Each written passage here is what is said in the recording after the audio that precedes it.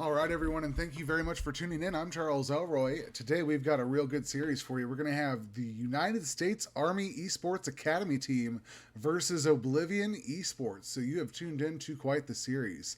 We're going to get started here shortly. As I said, my name is Charles Elroy, and if you haven't done it yet, go ahead and hit the follow button. I do series like this all the time. I'd love to have your support and love to have you here. In the meantime, just hang out and chill, and we'll be getting started here in just a moment.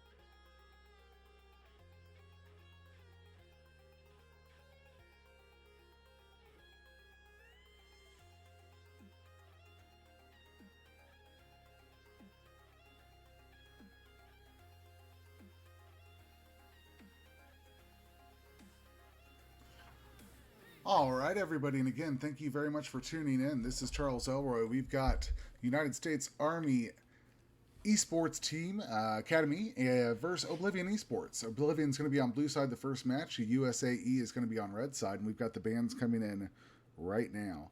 The Lulu band going to come out. Makes sense. Lulu is broken right now. The amount of anti-peel that she has for a support is outrageous. We're going to see Vayne also banned out from the side of Oblivion. Looks like USAE going to go ahead and ban out Yone and Evelyn. So far, pretty solid bans. The combo of Vayne and Lulu is really good. So I kind of like the way the team's shaping up on the draft on the ban side.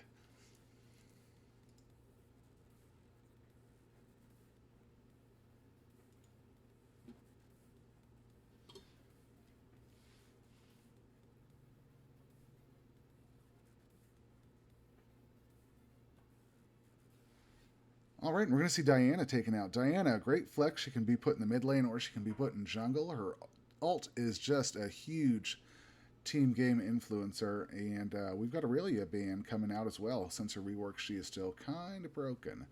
And these teams are going back and forth quickly. We've got the Zhao coming out, the Gwen getting locked in, the Thresh going to get locked in.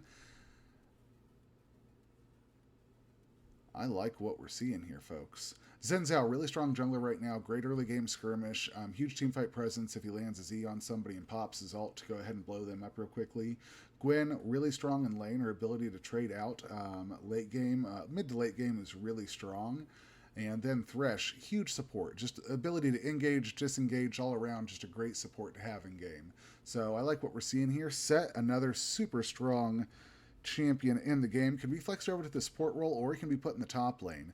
A great ability to get onto the back line, hold people down, and chase them down. So I like the way these two teams are shaping up. Not revealing too much at this point.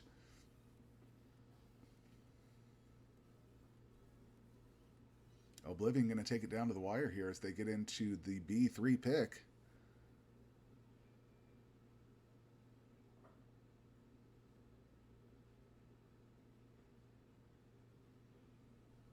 This is awkward. There we go. Okay, we got the Alistar locked in. I like Ali. United States Army Esports Academy team going to go ahead and get their third pick of the game locked in before we get into the second phase. They've picked a top laner, I'd imagine. It could be, Gwen can be flexed in the jungle. I've seen it happen. And then you've got the Thresh, and it looks like they're going to lock in Viego here. Viego, very strong champion in the game. He's seen a lot mid lane and in the jungle. I'm excited to see where they put him, so there are some other flex opportunities here. But we've got the ban phase coming up now from USAE, and they're going to go ahead and get into the second half of this phase.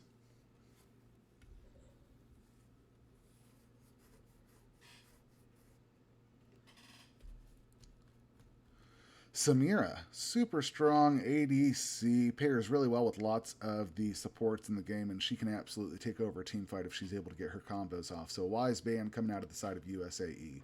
Aphelios going to be banned as well. Another good choice. He is very strong in lane. Tristana is a great flex pick. She can go mid, she can go bot, she can take turrets very quickly, she can engage with her hop, she can blow people up with her E. She is a huge champion that can just take over a game. And then the final ban going to be coming here from Oblivion for their last ban. They are going to go ahead and choose to roll with, drumroll, Lissandra. That's the hover at least. Are they going to lock it in? Yes, they are. Lissandra will be the last ban to come out. I don't mind the Lissandra ban. I've seen a couple Lissandra games here recently. She's been coming into the meta again a little bit more, so I think that's a wise choice. And we're going to see Kai'Sa locked in. Saw a couple Kai'Sa games today. Kai'Sa very strong. Those Qs, once they're upgraded, absolutely smack. So once she gets her Dirk, her High Noon Quiver, and her pickaxe, she can do some damage. And I expect to see a build like that today. Let's see what the B4 pick is going to be, as Oblivion will round out the rest of their team comp here. They're going to lock in the Orianna, it looks like. Yes, they are. I love the Ori mid. I think it's a solid pick. If he goes Viego mid, I think it's going to be a great champion to go into Viego to help keep some of that distance. And also the team fight potential is huge out of Orianna. Her ult can make the difference between some of those fights. She can even speed people up with her W, provide shield with her E. So regardless of whether she goes full damage or, not, she's able to influence team fights hugely. Especially if we get a gank from Zhao early, I'd love to see that happen. So I like what we're seeing here. And the last is going to be Varus. Now with Varus, there's you can go the Dark Harvest heavy poke lethality build on him, or you can go more of the attack speed lethal tempo build. So I'm interested to see which one we're going to get.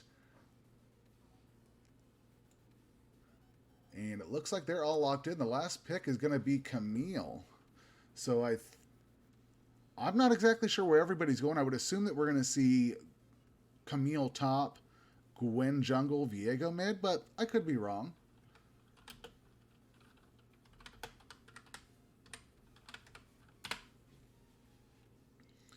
Yeah, looking at the team, I like what I'm seeing here. We're going to wait for the champions to go ahead and get picked into the client draft. And we'll be ready to go here in a minute. But while we're looking at the teams, based off where I think everybody's going, hold on one second. They're asking for the stream in here.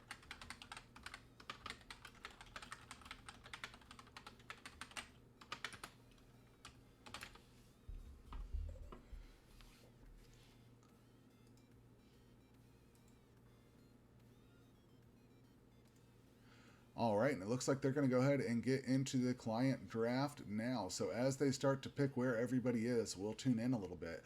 But right now, based off where I think everybody's going, I like Sett into Gwen. I think that, Sett into Camille. She's got some potential there. Let's see where they decide to put everybody here.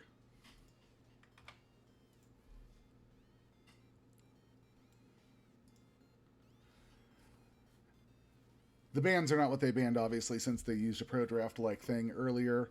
We've got Zen, Sett, Zhao, Sett, Alistar, Orianna, Varus going into Gwen, Thresh, Viego, Kaisa, excuse me, and Camille. So here we go. We're excited to see where they're going to be going. We've got Deceitful into Loverboy, Matt into This Someone, When I Get There into Etna, Bullet Prince into Comfy, and Bardo Support into Valkyria.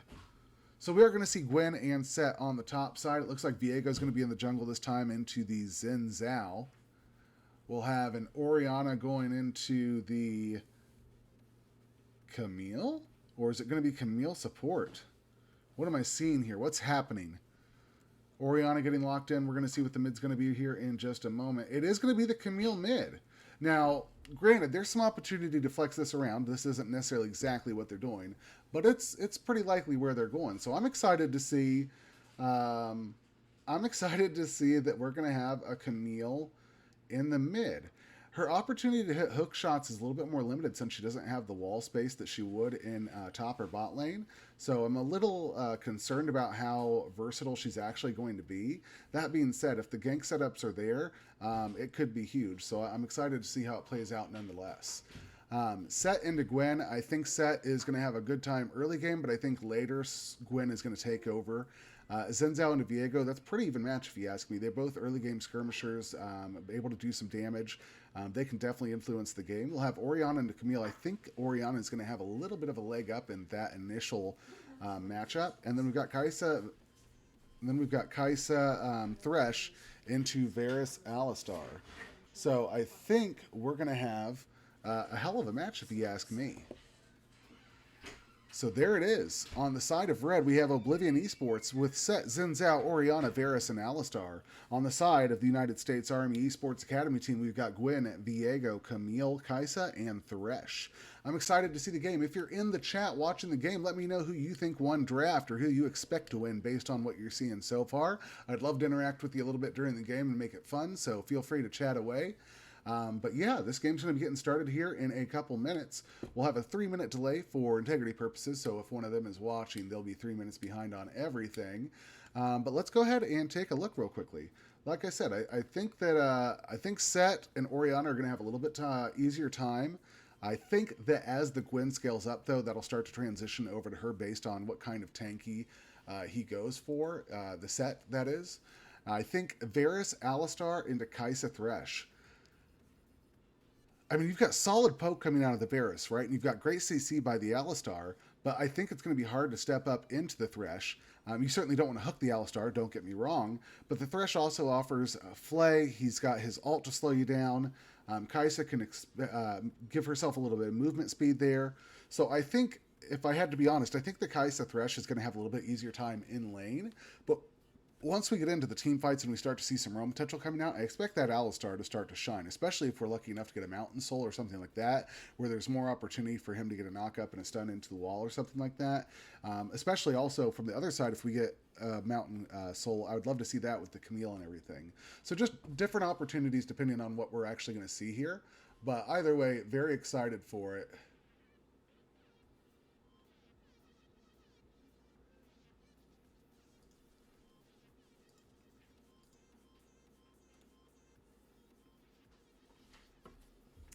And yeah, sorry, I was reading something real quickly. But yeah, we're about ready to get started. This is my first time casting for both the United States Army Esports Academy team or Oblivion Esports. They look like they're going to be solid teams. This was Diamond Platinum all the way through, it looked like, so a very fun game to see. If you haven't done it yet, hit the follow button.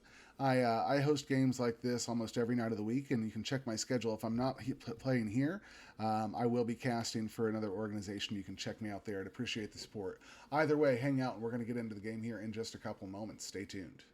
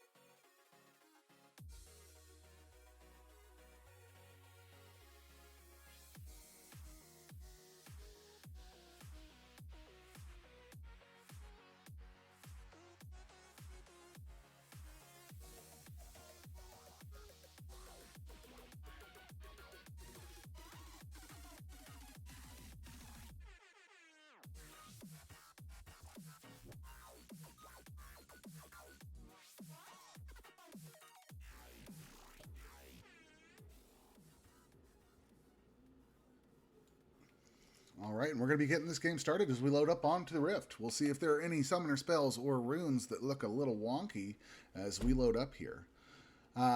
Nobody commented in the chat, so I'm going to take that all as the 10 people watching me do not care who wins. Sad, but that's okay. We'll take it. Let's see. Heal on our ADCs. Exhaust on the Thresh. Ignite on the Alistar. Teleport coming through for our solar laners. And we've got all the runes that make sense. Kaisa going PTA. I've seen her go Hail of Blades a lot. So interesting PTA. I think that might be nice. Land 3 autos and then kind of pop off your Q there. That would be nice. But everything else makes sense, and I'm excited to see what it looks like. A lot of Conquerors on the top side of USAE. So they're looking for some fights.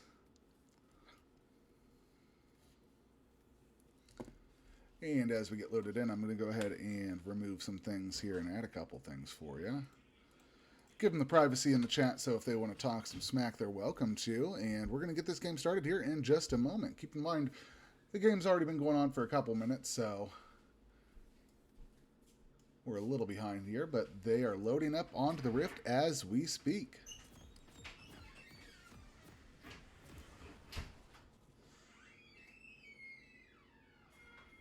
And again, make some noise in the chat. Who you rooting for? Oblivion Esports or USAE Academy? Both teams now hopping on to the Rift.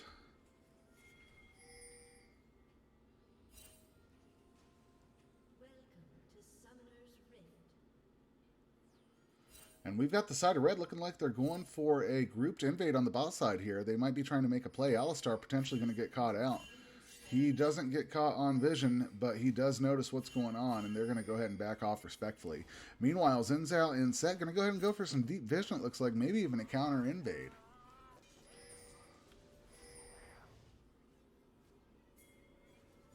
The river vision won't tell you a whole lot, but at least you'll know if somebody's coming in. Good drop of the ward on the top blue side. They'll be able to see that buff get started regardless. And a little early poke coming out from when I get there.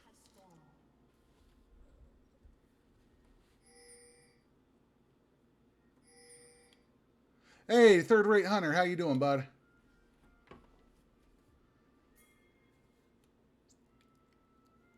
You grind away. It's okay. I'll be sure to yell out what's happening so you get caught up.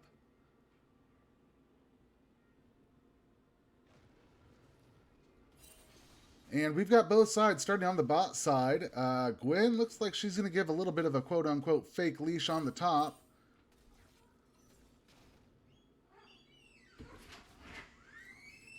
Oh, no. Yeah. Don't know what Gwen's doing. She popped out on vision there. Now she's going to rotate up a little bit. A little late to the party, but that's okay. She'll get started anyways. And it's a Gwen, so she'll eventually get there.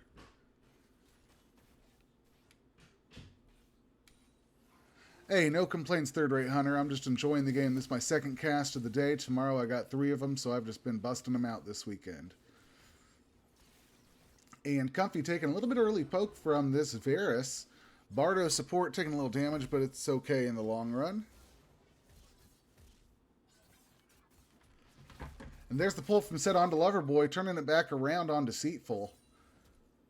And now Loverboy wanting to play aggressively. The Conqueror is procced, and she's doing a great job. I don't know why it took us to the bot side, but that's okay. We'll make it work. It looks like Sett's still going to live in that scenario. She's going in heavy again here. She's not afraid to snip away. She takes a couple waves of autos from the blue minions, though. Got to be careful in those early game skirmishes, because the damage from those minions will hurt you. When you're only 4, 5, 6, 700 health, I mean, a couple autos from a caster minion will hurt. Zhao's going in. Loverboy going to try and just blow up Deceitful, but it will not work. And that's going to be first blood going over to Sett from the side of Oblivion Esports on Loverboy. Yeah, Loverboy was just playing up, very aggressive. She had a great position to begin with, but then Zhao comes up and just blows her up. Zhao went for a very quick clear as well. He did not do a full 6 camp. He went to buffed Gromp and then straight up on level 3. So very early from him as well. We've got a little bit of vision coming out from Camille. Looks like she was trying to get the setup on the Zhao, but he's going to go back down and around and not worry about that topside scuttle. Meanwhile, Viego going to push in for it and likely trade scuttles top going over to USAE and bot side going over to Oblivion. There's the hook shot. When I get there, taking some early damage from the Camille. I apologize for misspeaking. Looks like Camille's doing pretty well here. Even in CS, which is no complaints for a melee into a ranged summoner. So she's doing pretty good. And this Viego getting spotted out on... spotted out by somebody. I don't think he popped on vision yet, so I'm interested to see how they got some pings out there. Orianna doing a good job playing down and under. Hookshot comes through, the flash is out. You've got Zhao engaging. He's going to lock up Etna, and Etna's going to fall. Now we've got When I Get There getting chased down, but Viego not quite going to be able to lock up the kill, and it's going to be Matt turning it around on this Viego. This someone taking a little bit of early damage from Matt. And he's going to go ahead and back out respectfully, but that'll be another kill going over to the side of Oblivion Esports. Teleport getting back in. Camille comes. Now we've got Orianna for the fight. This someone almost dead, and that's going to be Matt locking up the kill on Viego. This Zhao, hugely influential, 2-0-1. He's managed to get his Sett a kill and take 2 kills in the mid lane himself. An assist going over for Orianna, and that's going to be huge. They're 3-0. They're about 1,000 up, and at 5 minutes in, that's noticeable. So hope it doesn't escalate beyond that, but we got to be careful here if you're on the side of USAE. Meanwhile, taking a look down at the bot side, they're about even in farm. Longsword and boots coming through, as well as the tier on the Varus. Since the item reworks, almost every ADC ends up going to tier item. The hook lands through on Bullet Prince. He gets the heal to get away. You've got the Alistar knocking back Comfy, trying to lock him up. The stun comes through. The Q will miss, and he's going to manage to get out of there and take the... Oh, double flash coming out of the side of USAE. Comfy taking some damage. The E's going to land, and that's going to be Deceitful getting the kill on Comfy. Now we got Thresh down there solo alive. The teleport came out of Sett, so that's a good summoner spell burnt on the map. But we are going to see Sett with another kill, 2-0. Not where you want to be if you're on the side of USAE. And pings coming out left and right. The Drake is going to be a Cloud Drake that we see right now, and it looks like the side of Oblivion Esports is going to go ahead and get this thing worked down. Still in the 450 smite, but that's okay. They're going to lock it up, and... Zhao is just 1 smite away from glory. Meanwhile, Viego still 3 smites away, so he's got a little while to go before he's at that 900 mark. Early turret plates going over to Gwen. I like to do a little check-in every 5-6 minutes, see where we're at. We've got this Sett is up 300 gold. The Zhao is up 500 gold. The Orianna is up 200 gold. Varus is up 200 gold. And even the Alistar is up 100. So everybody in lane's got a gold lead on the side of Oblivion Esports. So there's a good chance they're going to keep this going. But all it takes is 1 kill, 1 fight, or a shutdown on the side of Zhao and Sett to turn it around. So USAE not counted out of it yet. All right, and we've got the 2 top lanes just chilling out here. The ult comes through on Sett. He's trying to put some damage down. Loverboy finds himself poked down a little bit. Meanwhile, he's trying to land the ult on Deceitful. Deceitful lands the Haymaker, flashes forward, gets the auto right as Loverboy flashes away, and that's going to be Gwen falling to Deceitful. 1 more kill goes in his pocket, and he's got more gold than he can think about what to do with. This Sett playing an absolutely incredible game. Great flash to follow up to get the Haymaker to land. The auto comes through right as the flash out of Gwen. And even though Gwen flashed away, the damage lands and she dies. We've got Etna here taking in some early pokes. Zhao in the area, Viego in the area. This mid lane, an area of high contestation. And we've also got Alistar who's roamed up too. So we'll see what's going to happen here. And a little bit of a cheeky back coming out of Deceitful there as he decides to back under turret. Meanwhile, we got Loverboy who's sitting on a blasting wand now, going to be going ahead and getting some of the CS there and tie it back up in terms of CS. Still going to be down in gold under the 3 kills, but that's okay. We're only 8 minutes in, anything can change. And Viego starting to get a little bit of a lead here. Kaisa has died once. He's got a little bit of a lead of about 2 waves. Everything's relatively equal in the mid lane, and even though he's down about 20 CS, probably about 4 or 5 camps, the Zhao is up 2 kills and 2 assists. 5 kills on the map for the side of Oblivion and a Cloud Drake. We are going to see the Ocean spawning next, which means we'll get an Infernal or a Mountain Soul. I hope the game knows I want a Mountain Soul so bad and gives it to us, because that would be fun to see Camille hookshot around or Alistar start banging people into walls left and right. And everything on the map relatively quiet right now. We've got Zhao coming into the bot lane, possibly for a gank. They've got a control ward, so he's not going to get spotted on vision. There goes the R, lands on Valkyria. The ult comes out, the knockup's there. There comes the follow-up, and Valkyria gets popped. That's going to be 1 kill going over to Varus, who's now got a kill and on the board. Bullet Prince has a kill. And we've got Loverboy going back into Deceitful here at the top. Loverboy is playing a strong game, going ahead and poking out as much as she can. But this Deceitful is too big. There's the ult. Viego's in the area. Deceitful finds himself in a bit of a position. Viego chunking him down, and that's going to be the kill going over to Viego. Very well played. This someone playing his heart out, and he's also got the Rift Herald. So a 2-for-1 in the top. Very good job. And we'll see where they decide to drop this Rift Herald, if they want to go ahead and put it onto the Gwen to help counteract what's going on topside with the Sett, or if they want to line their pockets somewhere else. It looks like they're going to go ahead and get first turret down. It could fall just before 10 minutes. Wait for it. So close, 4 seconds after 10 minutes, our first turret will fall. It's going to go over to the side of USAE, and they are now up to about a 500 gold difference behind Oblivion Esports. So they're doing very well, climbing their way back into the game. They've got a turret, they've got a kill, they're starting to get some marks on the board. Deceitful trying to catch this. Make sure that the Rift Herald does not catch away, get a second. Yes, blue side is really going off, but on the flip side, they're not super far ahead. I mean, for 5 kills, they've only got a couple hundred gold lead. That's going to speak a little bit to the CS difference that's going on the side of USAE and the ability to get turrets while they're making plays. So they are punching still across the map. So kudos goes out to that side. When I get there, trying to hold the wave maybe? Yeah, Orianna looks like she's trying to set up a decent little freeze, or at least make sure she doesn't lose any extra waves. Meanwhile, we got Alistar, Zhao, and Bullet Prince all in the area. The Flay comes out, a Thresh that's going to miss, not connect with anybody, and he's going to back off there. Vision coming out left and right as these two teams try and match, try and catch rotations, try and catch the junglers. But it is going to be the side of Oblivion that goes ahead and gets this second Drake started. So they are very likely going to catch Ocean Soul, as it looks like Viego's all the way back by his wolves. He's not going to be able to steal anything from back there. Heavy invades coming out of the side of Oblivion as they go in and clear some vision so they can get some additional wards out there. Viego's got to know he's losing that side of the jungle. And now Loverboy is abusing the top. So this is what I'm saying. Blue side is popping off. You're not wrong. But we've got Loverboy going up here and just whacking on this tier 2 turret. A split push goddess, if you will. She's going to clear out some of the jungle on her way out, and that's going to put her in a very good position. She's already completed the Riftmaker as well, so she is a threat to be reckoned with.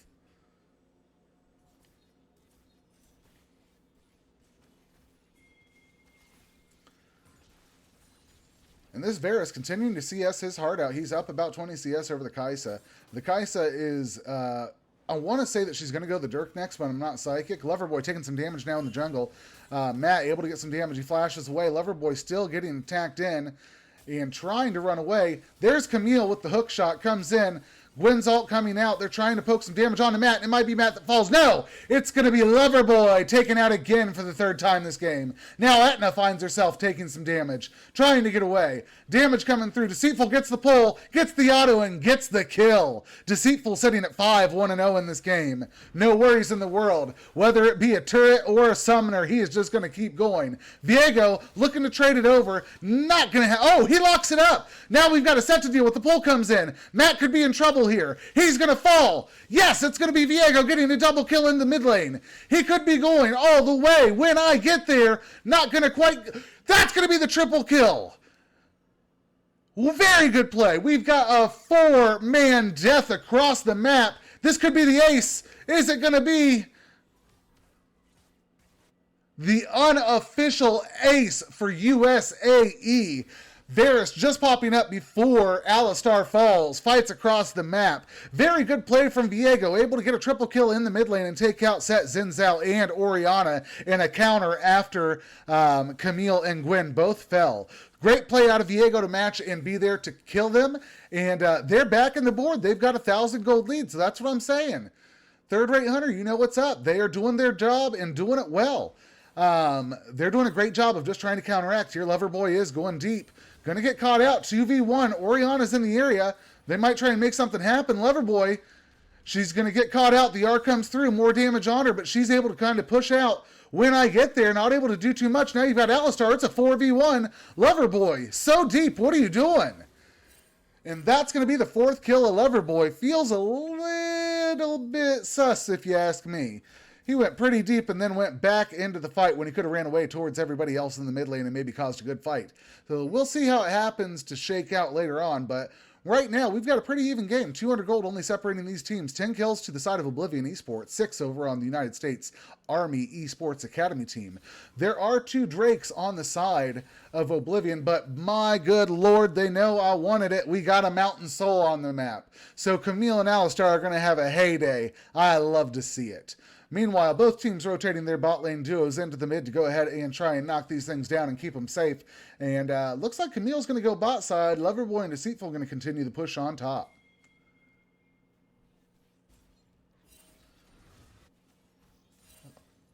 And we've got some items coming through. We've got the Gore Drinker on Sett.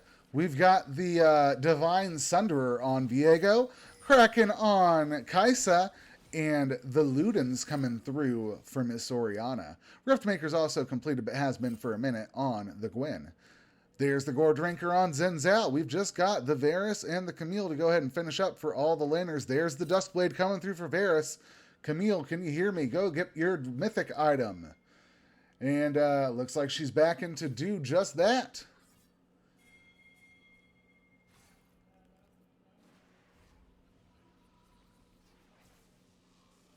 And there's the Divine Sunder for Camille. So we've got all the mythic items completed on the main stars here. Sport's going to go ahead and keep building into it, but that's okay. They've got their tier 2 boots, so they're active and ready.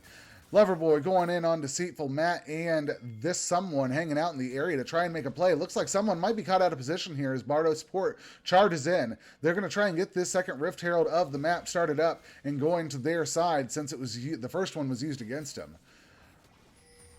They might be able to do it. Viego's hovering in the area. I don't think he's going to try and make anything crazy happen here as they're both going to kind of roam mid.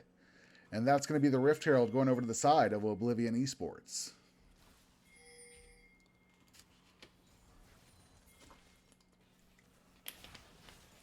And the 3rd Drake in the map is up. I'm guessing that Zhenzao's going to drop the Rift Herald here, get a little bit of pressure in the mid so that they can help block up this 3rd Drake. But it does appear that USAE is in the area and want to get the Drake started as well. Rift Herald's down. He's going to go crashing into the mid. Meanwhile, teleport up on Loverboy, so if he needs to join the fight, he can. There it is. It's coming through on the backside. You've got a 5v4. There's Loverboy, and that's going to be Orianna that falls. Now we've got Varus falling. USAE putting the damage on. You're going to see Matt fall next, and it looks like Deceitful and Bardo support are going to be joining him. That's a 5-man ace for the side of USAE. Very well played. They lost the mid turret, but they got the ace, and they're going to lock up their first Drake of the game in the Mountain Drake. Very good plays coming out of the side of USAE. The team fight game is strong. If you're watching in the comments, let me know. How are you feeling about this game? USAE now up about 2,400 gold. Again, that's United States Army Esports Academy team against Oblivion Esports. It's been pretty even throughout, but now the snowball's starting to go in USAE's favor.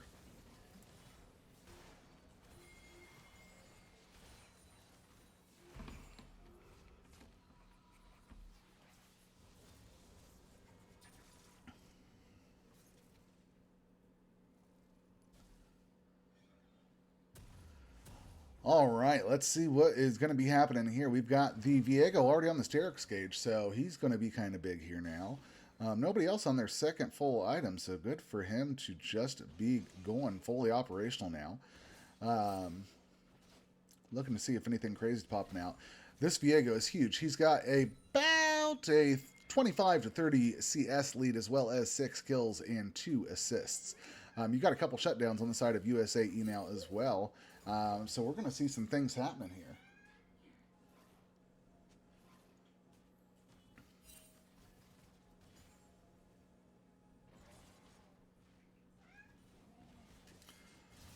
All right, what do we got coming through? The hook's going to go wide on the Thresh, but that W did land from the Zhao on there to teach him a little bit of a lesson.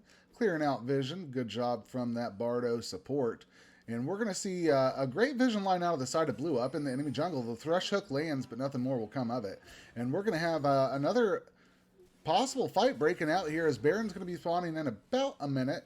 The next mountain will be spawning in about 3, but they still have this blue turret on the side of Oblivion Esports that they want to put some pressure on, it looks like.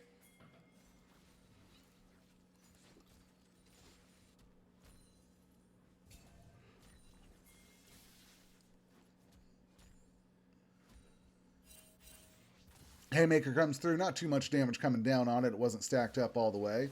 Pull comes in. There's some damage coming out. The hook shot lands. Looks like this Sett and Camille are going to be trading it out. The Conqueror's procced on Sett, but it won't get them anywhere, and they're going to back off. Now we've got Orianna and Gwen on the top side. We'll see what this matchup looks like. Loverboy has been very aggressive so far this game, but the Orianna down a little bit in comparison. Come out with the Clippers, but nothing's going to land. And now Loverboy taking additional damage from this wave and from the Orianna. Her ult's up. She might be able to make something happen if she can get that ball on. Zhao coming up. They're going to have a dive. The ult comes through, but because of the passive, nothing comes onto them, and that's going to be Matt locking up the kill on Loverboy. Very good job. Coordinated attack from Zhao and from Orianna. It's unfortunate to see that the ult missed on Orianna, but that's okay. You still got the kill in the long run, and it was worth it. They go ahead and knock down that top turret as well. That's going to give a 2-2 game in terms of the turrets. The side of Oblivion Esports going ahead and clearing out this topside jungle away from USAE as well. All right, and we've got more turrets falling left and right. Teleport from Orianna back to the mid lane to help defend. We've got 3 turrets down from the side of Oblivion. Their bottom 2 turrets, the entire lane is open, and the top side tier 1 turret is gone. Meanwhile, their mid stands strong. However, the side of USAE is missing their tier 1 turrets on the top and the mid. So there's a lot of pressure on that top side of the map for when Baron comes up that they will not be able to really argue too much. I'm going to have to see what happens and USAE does. They don't have the best division in that area, but also there's not a lot of reason to be worried about Baron at this point. Now, with the mountain spawning here in about 1 minute, this could be the chance for Oblivion Esports to go ahead. They, being a slacker, they have been putting some work in earlier. You're not wrong. Now, from the side of Oblivion Esports, they have a chance to go ahead and get Mountain Soul Point here. For the side of USAE, they have a chance to go ahead and get their second Drake of the game and start getting themselves a couple Mountain Drakes. If you stack 4 Mountain Drakes with a Soul, you've got a really nice shield on top of you. So you really, really, really don't want to let a team stack up 4 Mountain Drakes. It'll be very hard to pop those shields in the team fights. And they're already kind of winning team fights. So Oblivion Esports really needs to be aggressive here and step up. Deceitful Loverboy getting engaged. Loverboy taking some damage. The Haymaker lands. However, she's trying to proc out. The ult comes through. Flash out. We've got turret shots coming down. Loverboy going to go ahead and run away with a sliver of life, and she is just barely going to make it out alive. But so is Deceitful. Now we've got the dragon spawning. Both of the top side members going to back. Teleport up on both of them so they can both join this fight here in just a couple seconds. There is the Gwen. She's coming in. This Drake is getting started on the side of USAE.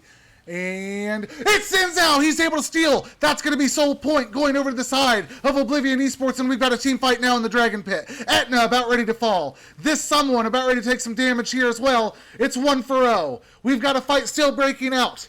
That's going to be Orianna. It's a 1-for-1 trade. We've got more. The Bullet Prince falls.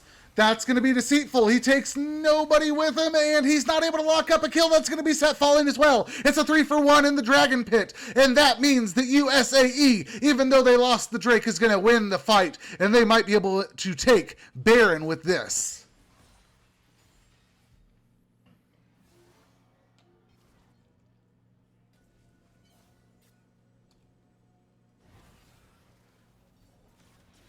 And now they're going to move into Draren. Zhao is just now spawning. The way they are taking this Drake, there might be time for him to get up there, but they've got all the members in. It's under half, and I don't think he's going to make it. So this is very likely going to be Baron going over to USAE. They've now got a 5,000 gold lead, a 1 turret lead, a 2 kill lead. A little behind in Drake's, but hey, you can't be perfect in everything. USAE doing very well here. That being said, this is not over. The Sett, the Zhao, doing some work in the early game as being a slacker called out, and they are not out of this game. They can definitely influence. They just need to get some gold onto that Varus, onto that Orianna, and let them do some damage. But the team fights don't seem to be working out in their favor. I don't know if it's the setup. I don't know if it's because they're not getting the team fights that they want. But either way, they've got to come up with a solution here, and they've got to come up with it fast, as they have Baron on their opponents, and USAE is going to start marching down to victory towards that mid lane turret, I imagine. We'll see what happens here.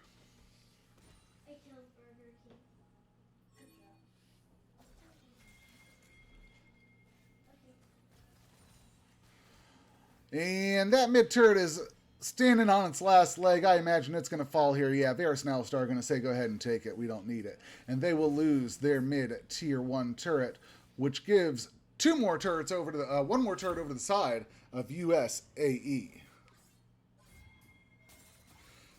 We've got Loverboy pushing down in the bot lane.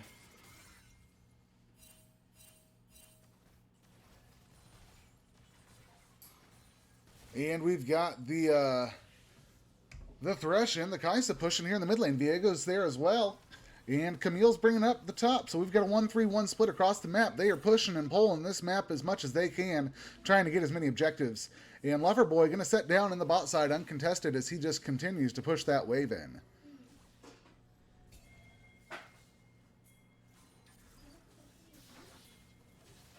All right, we've got 4-1 now as the 4 members try to crash into the top. Zhao going to the bot side, trying to match the Gwen down there. I don't know how that fight's going to go. Meanwhile, Hook's landing out of the Thresh. Baron-empowered minions crashing into this turret, and I don't think there's much this team can do to stop it from falling. If you're in the chat, let me know. Is this how you thought the game would go? Are you still rooting for anybody? The Hook lands on Deceitful, gets pulled, but nothing comes of it. You've still got Camille hanging in the flanks looking to make a play if they step up too far.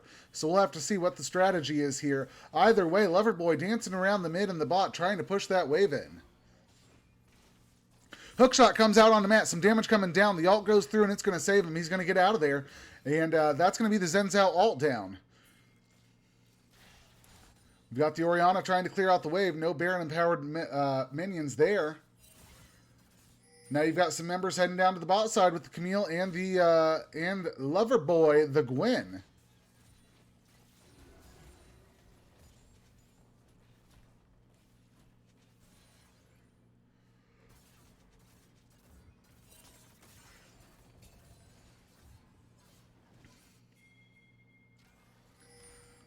All right, let's do a quick state of the map check-in. It's been a little bit since we've done it. At 26 minutes, we have the Gwen setting 600 gold over the Sett, even though he had a nice little early lead. A 5,000 gold difference. You heard me right. 5,000 gold difference on the Viego over the Zhao. Mid lane, everything's relatively equal within 200 gold. Bot lane, Kaisa up about $1,000 and a couple hundred gold over on the Thresh. So a good little gold lead all across the board. We'll have to see if they can make work of it as this Mountain Drake is about ready to spawn. It could be their second one, but Zhao stole one earlier. Is he going to do it again?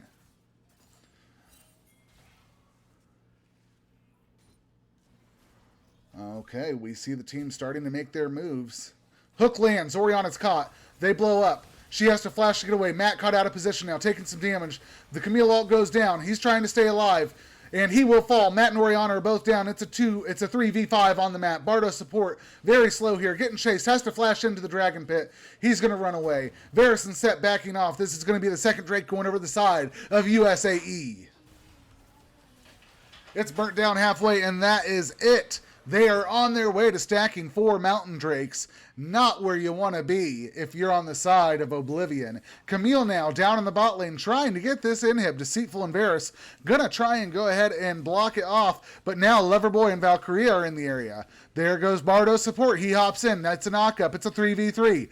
The inhib taking some damage. The hook goes wide, and it's going to be the inhib barely alive. It's going to fall. Now Camille taking some damage. Tries to hook shot out, but it's the ultimate coming out of Deceit. He's going to do some damage. Etna's still alive. It's a 4v4. No, make that a 5v4, as it looks like, I'm sorry, it's going back and forth. Bardo's support likely going to fall here as well. It's now a 3v4. They could go for the win here. Bullet Print's going to fall. He's down now. Valkyrie chasing through. When I get there on the damage, now you've got Deceitful in the middle of it. He's going to knock down the Gwen. He's going to knock down Valkyrie, it looks like. Wait for it. There it is. Deceitful looks like he could be going all the way. He'll fall, and it's just going to be the Orianna standing against Viego and Kaisa. Are they going to be able to end here, or are they going to have to come back another time? That's going to be the mid base turret. This inhib is going to fall. Viego just trying to keep the Orianna off, and it looks like they're going to go ahead and reset here, taking 2 inhibs. Great plays coming out of both teams, let's be honest. If Oblivion Esports played that differently, they could have lost the game if they were not able to keep that Orianna alive, if she didn't back up and play some defense there. On the side of USAE, very good plays, getting all those kills and putting a lot of pressure on the map. You've got super minions charging in the mid and the bot lane. You imagine that what they're going to do is, we've got 3 minutes until Drake is up, so I imagine they're going to go to Baron, get that thing wrecked down, and then charge on the top side with one person in bot and mid and get things going. Sett is fighting his butt off. You are absolutely correct. My daughter's around, so I can't repeat exactly what you said. But he is doing what he needs to do, and he's getting it done. He's getting double kills. He's keeping people alive. He's trying to soak up damage, allow the Orianna a chance to get away. He's doing what he needs to do. We just need to see if they can make this work. Now we've got Camille going in on Deceitful. A little fight breaking down. Deceitful taking some damage. He's almost half health. The Haymaker lands. We've got Orianna in the area now. Ult comes through. Ult comes from Camille. The ult comes in from Orianna. Lots of ults left and right, and those two are able to get up the kill. Loverboy teleporting in. He might not be able to get the kill here. He's chasing down when I get there, and that's going to be a fall. Now you've got Loverboy going in on Deceitful. Bardo support coming in to try and help out. He's going to get caught out. The knockout comes through a little bit closer, and that could have been into the turret. We've got Varus in the area now. They can't contest Baron, but they are getting kill after kill. And these three, this someone, Valkyria and Comfy, lock up the Baron for the side of USAE. They now have Baron on 3 of their members, and they're going to try to march these minions right in. That being said, you still have 4 members up from the side of Oblivion Esports, and they are doing a hell of a job defending their base, so I have to see what happens next. It's too early to call. They've got Baron. They went ahead and knocked that last tier 2 turret down, and they're going to take a quick reset, get the rest of the champions up, and start heading on back out to fight. Gwen not going to be up for another 20 seconds, so definitely going to be in a position here where it's 4v5 for another 10 seconds or so, but she has teleport, so it don't matter.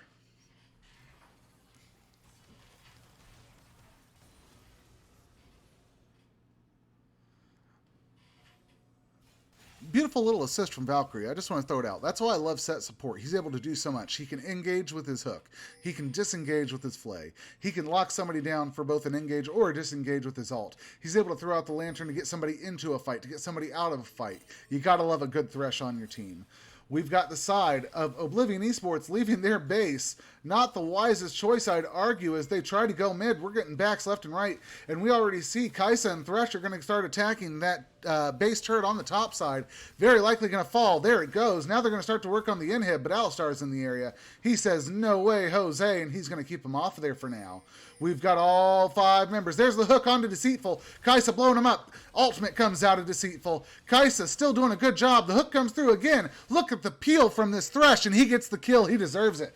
Loverboy now taking some damage from Matt when I get there. Etna in the area to help out. Bullet Prince 3v2 here in the bot lane. We're going to see this top side getting crushed in too, and Oblivion Esports has to make a call. Are they going to chase on to the bot side, or are they going to defend the Nexus? What's going to happen? Alistar running back and forth, riddled with indecision. We've got minions crashing in. They're empowered. Valkyrie comes out, flays everybody else out. We've got a fight breaking out now. Matt taking some damage. He uses the ult to get away. He's going to get caught up. The Zonius comes through. He might die here. He manages to get away. You've got Camille diving under. No, Matt does get killed. And Bardo support. Now you've got the Kaisa down and the Orianna. One person left. Can Varus save the day, or is this a win for USAE? It's going to be the first game of the series going over to USAE. Guys, that was a great game from both teams. Oblivion Esports had the early game and fought their butts off, but it is USAE that is able to lock up the game. Gold advantage, let's take a look. It's going to go to this someone, 13-1-4. Absolutely incredible gameplay. Damage also going over there, but don't underestimate the Orianna and the Sett. They both did a hell of a lot of damage too. Lastly, I do like to check the vision score just because vision wins games. Look at that, the Thresh 45. You've got 12 on the Camille, and you've got relatively equal across the map from out there, but I'm going to say that they had really good vision in terms of just stepping up their ward line. We're going to go ahead and get into the second game here shortly. Stay tuned to see more of Oblivion Esports versus USAE.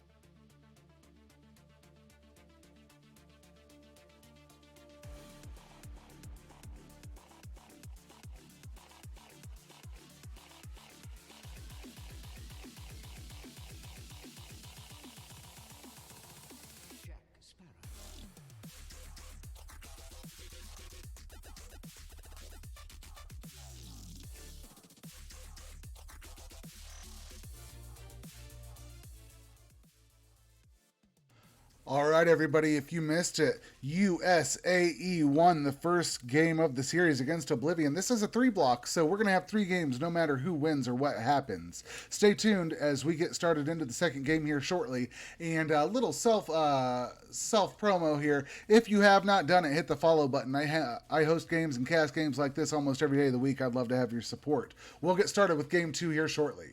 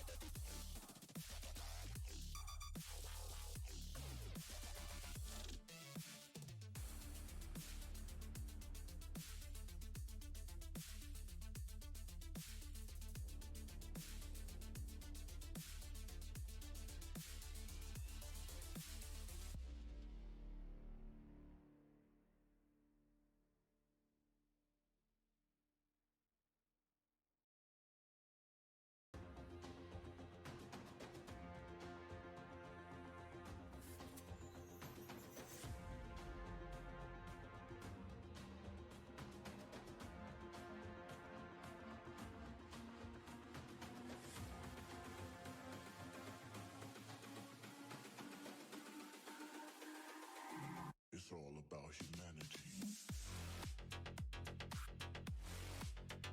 About humanity.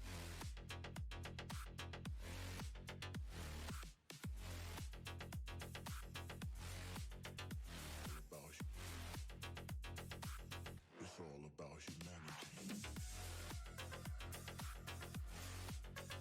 About humanity.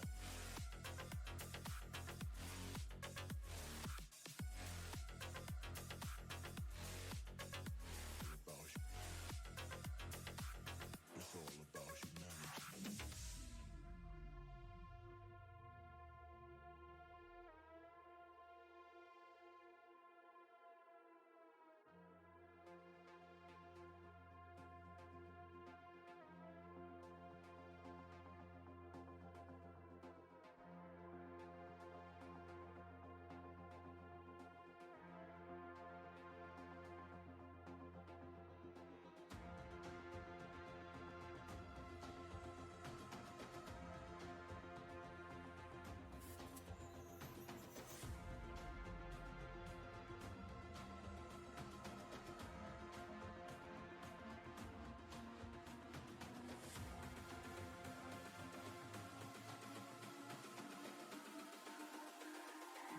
It's all about humanity.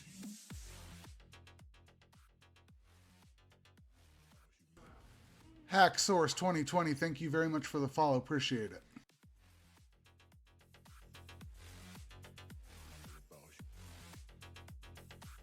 It's all about humanity.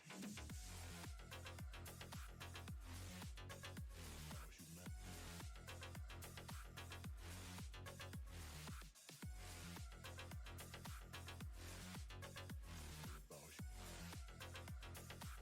It's all about humanity.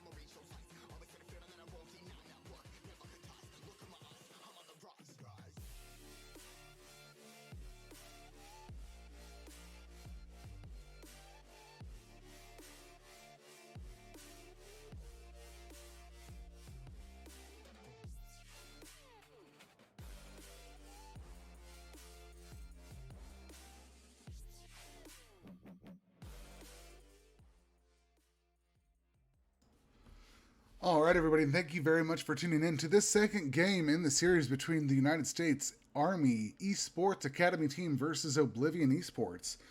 The first ban coming out of USAE is going to be an Eve again. I cannot help but feel like that's a targeted ban somewhere. Lulu, meanwhile, going to get banned out from the side of Oblivion, just a very strong support, and so that makes sense. Yone going to get banned from the side of USAE. And these bans are looking eerily similar from what they did last game. It looks like they aren't going to target anybody from the last game. Oh, maybe so. There's the Thresh taken out of here.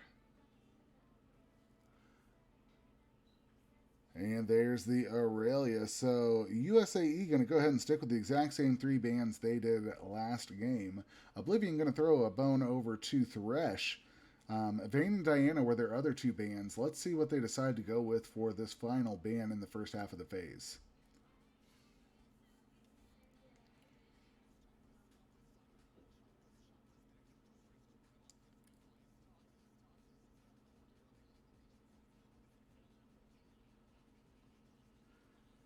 And Gwen also going to get taken out. So 2 champions they fought last game, they do not want to see again. And I don't blame them. The Gwen and the Thresh were very influential as that game went on. First pick going to go to B1 on the side of USAE. We'll see what they decide to prioritize here as we get this second game underway with the pick phase.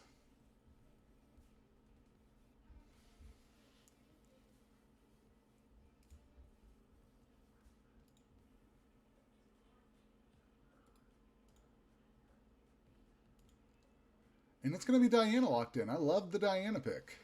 Diana's very strong jungler right now. She can also be flexed to the mid lane if you need her to. So not revealing too much, but still a very strong champion picked out. And it's going to be Oblivion Esports' turn to go ahead and lock in their R1 and R2 picks. Zhao going to be hovered here.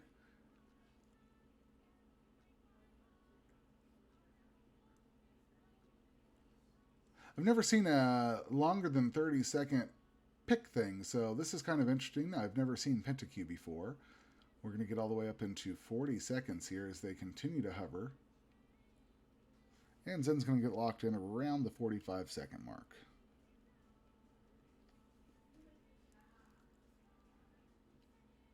And yeah, so both picking their junglers, it looks like. I could be wrong, but it looks like they both picked their junglers. So we'll see what the Oblivion decides to reveal here with their R2 pick and what they decide to prioritize for their second.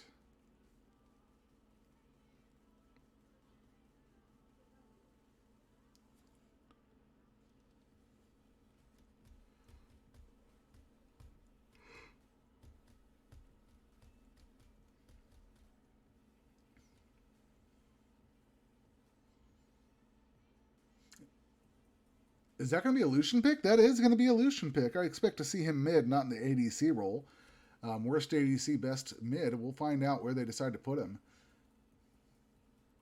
USAE going to go ahead and get into their B2 and B3, and they're going to lock in Braum relatively quickly here. I like the Braum pick. He's a great support. His Q lands, stack up a couple autos with a good ADC, and you've got a stun. He's got great disengage or engage with his ult, and his shield cannot be underestimated. So that's going to be the support locked in for the side of USAE. We'll see what they decide to do with their B3 pick here, if they're going to show the ADC or if they want to show one of the solo laners.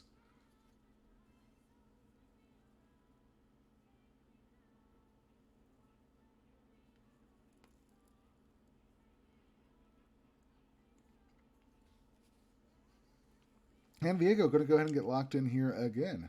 Viego was played last game, and he got to just get huge. So I'm excited to see if this Viego is able to do it again. Excuse me.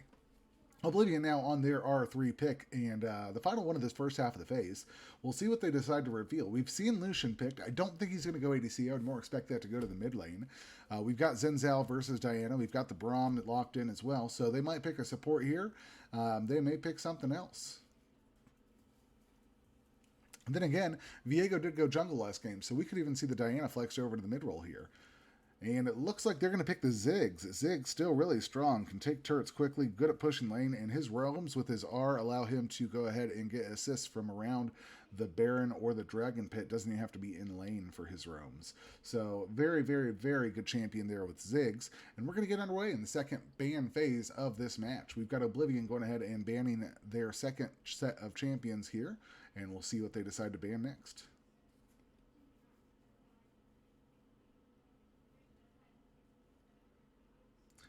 Aphelios hovered. He was also banned by the side of Oblivion last game as well.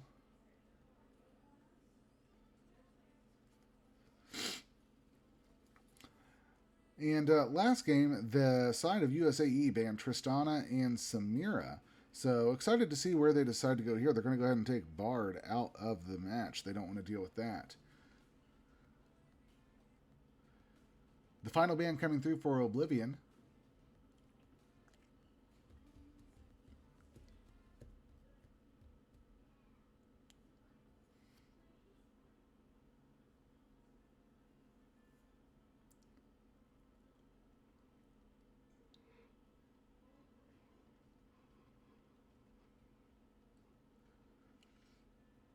And again, these timers going well over the 30-second mark. Vayne going to go ahead and get banned out as well.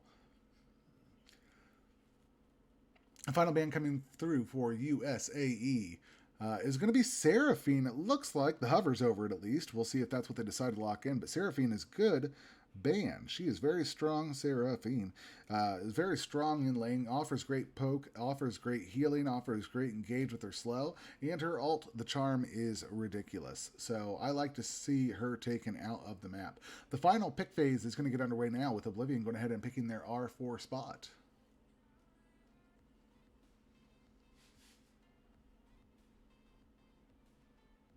And also, if you're watching the game, feel free to comment in the chat. I'd love to know what you think. Do you think that the pick ban phase is going well? Is there a team that looks like they've got a little bit better of a team comp? Let me know what you think. I'd love to hear your thoughts. We've got the final pick, 40 seconds. Like I said, these two teams going well past the 30-second mark and locking in their champions. I don't know what's going on here.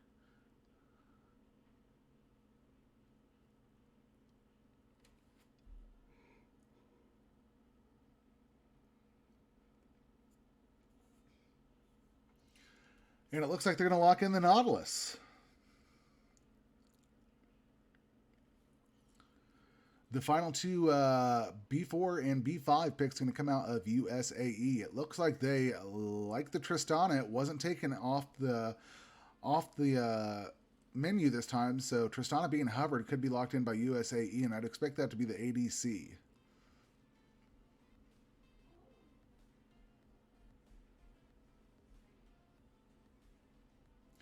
Ziggs gives the range, looking good for Oblivion. You're absolutely correct. Ziggs could be put down in the bot lane. Oblivion bot lane draft over USAE. And that's the Poppy. So Tristana and Poppy going to get locked in. And this final pick going to come out of Oblivion. I would love to see it if it was the Ziggs bot lane. I think that would be really fun. I know that the LCS has played him a couple times, and I have some friends that also do that same setup. So I'd like to see the Ziggs go bot. I think Lucian in the bot lane, I just don't think Lucian works as well as he did in the bot lane at one point. I think Ziggs is a better bot laner for you. I could be wrong, but I think that might be where we get to see this flexed over.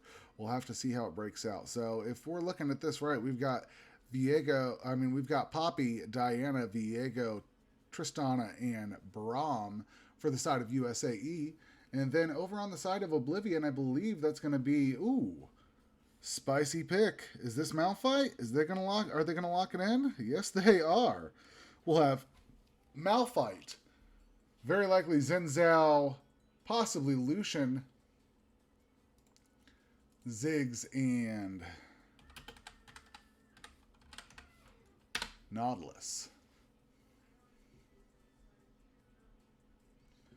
Now, as we get into the client pick, we're going to get able to see where these champions fall, so we'll kind of go... We'll kind of see where. Facecam, you want to see what I look like? Oh, I don't want to break your guys' monitors. It's okay. Plus, I'm not wearing a shirt. That'd be a free show. I got to see some bits come through for tits. Oblivion with a better poke and engage wins draft, in my opinion. I don't think you're you like that. I don't know. USAE has tools to engage. This one is going to be spicy. I agree with both of you. I do think that both teams have engage ability here. You've got the you've got engage and disengage, right? You've got Diana with her R. You've got Braum with his ult. You've got the Viego with his stun. Even the Tristana can hop in and do what she wants to. Meanwhile, Poppy can knock people out of there. At the same time, though, you've got a great Ziggs ability to blast them back towards you. You've got hooks coming out of the Nautilus. The Malphite R is a game changer.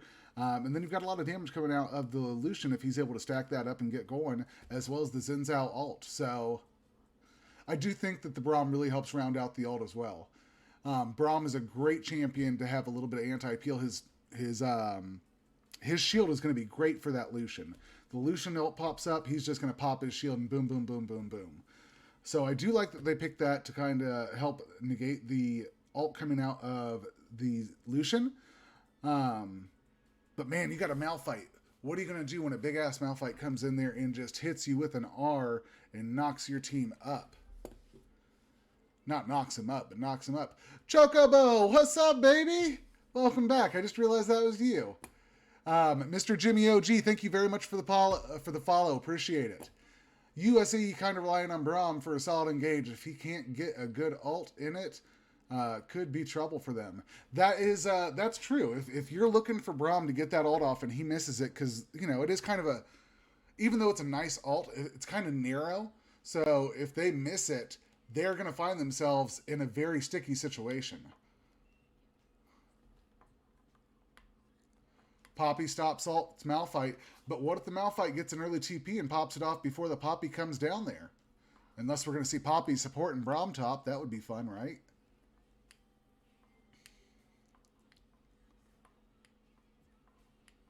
I agree. I do think Diana rectifies the engage. I think Diana has a very solid ult that allows her team to follow up. If she dashes in there, hits the ult, we've definitely got a chance. Now, what I would have liked to have seen personally is I love a Misfortune Leona combo.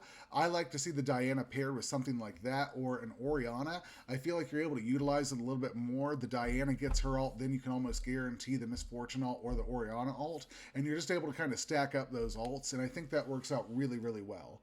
We're going to go ahead and see the champions coming into the pick phase now, so let's go ahead and exit out of this.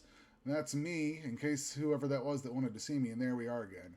So we've got the Malphite going top into the Poppy. I expect these two to just battle it out like arm wrestlers back and forth. The Zhao into the Viego. Remember, Viego took over last game, and it was on this someone. So it's still a very real possibility that he does the same thing. Diana going to get flexed over into the mid, and that's going to go up against Lucian. So we are going to get to see a Ziggs ADC in this game, boys and girls. How are we feeling about that? It'll be Ziggs Nautilus into a Tristana Braum.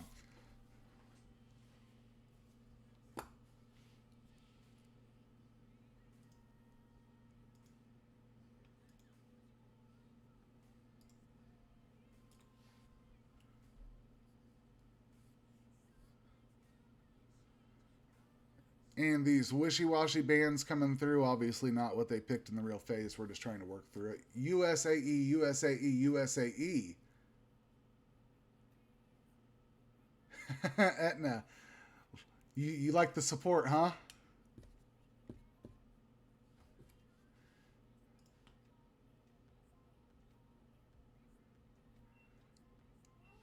So we got a lot of love coming out for the side of USAE.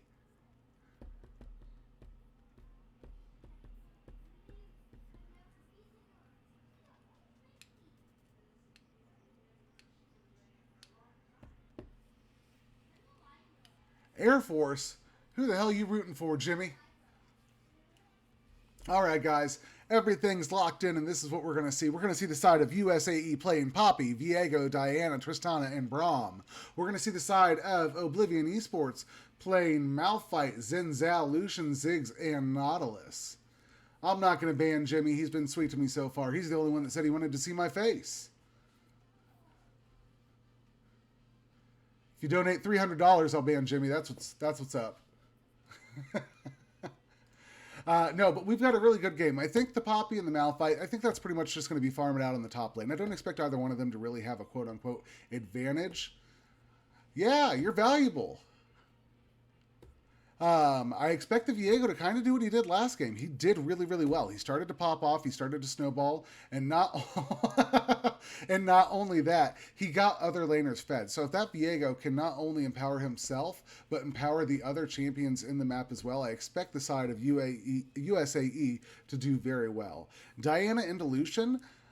Diana can close that gap, but Lucian's got a lot of poke over the Diana, in my opinion. She has her Q, and then she can dash in and lay some things down. But to start off with, I think Lucian's going to have a little bit of a distance advantage there, and he might be able to push that lane in. I could be wrong, but that's what I expect to see. Now, on the flip side, Diana can burst people down. If she goes electrocute or something like that, he's going to just tear them. She could just tear through them. Xin going early gank solo lane. That's what they did last game. Both the junglers fought around that mid lane, got a couple kills on themselves, and then it was Viego versus Zhao across the map, and Viego was just able to do a little bit more with it. We've got Tristana Braum into Ziggs Nautilus. I love Ziggs ADC. I think Ziggs ADC is really funny. Navy here, so I'm rooting for Oblivion, lol. Third-rate Hunter likes seeing the army get beat down a little bit. Yeah, as far as the bot lane, as far as the bot lane goes, Tristana Braum into Ziggs Malphite. I think the Braum's going to be a great way to protect that Tristana from some of the abilities coming out, especially if there's any roams coming in from like the Zhao as well. That being said, there's going to be a lot of damage coming out of that Ziggs and a lot of different engages coming out between the bomb blast that he offers, the hook coming through, even Nautilus ult coming up. That doesn't get blocked by the Braum shield. That's coming out from under the ground. No, this is the second of 3 games. They're doing a 3 block, so you get one more game after this as well. Tell all your friends to come and watch. Oh, heartburn. Ooh.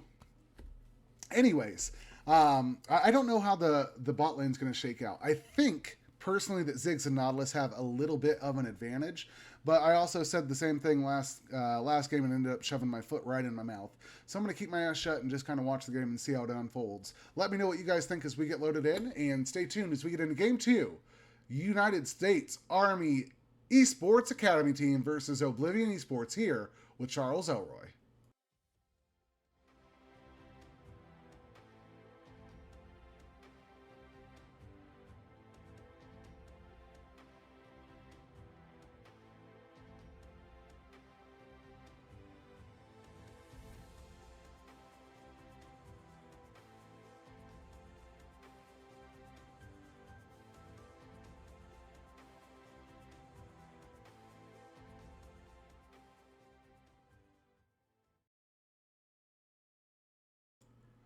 All right, and as the champions hop into the rift, let's see if we see any summoner spells or runes that make us feel kind of wonky. I already do. So we've got 3 teleports coming out from Diana, Poppy, Malphite, and the Lucian is going to go with the exhaust. The teleport's going to go on Ziggs.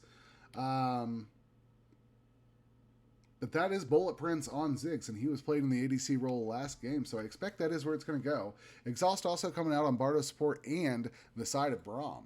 All the runes look pretty standard, nothing too crazy as we check it over real fast. Yeah, everything else looks good. Let's go ahead and get this set up for the game. And the champions are going to go ahead and take the field. Poppy looks like she's having a late start. Might have a pause pop up here, and if we do, I apologize.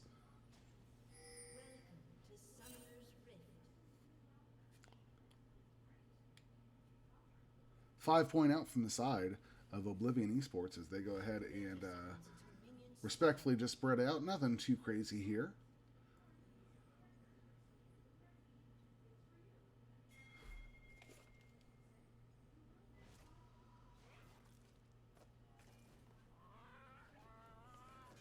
USAE, meanwhile, not going with the 5-point and just kind of letting things happen. And it might come to cost him, as it looks like Zhao and Malphite are going to go for an invade here. They might just drop vision. That's exactly what's going to happen.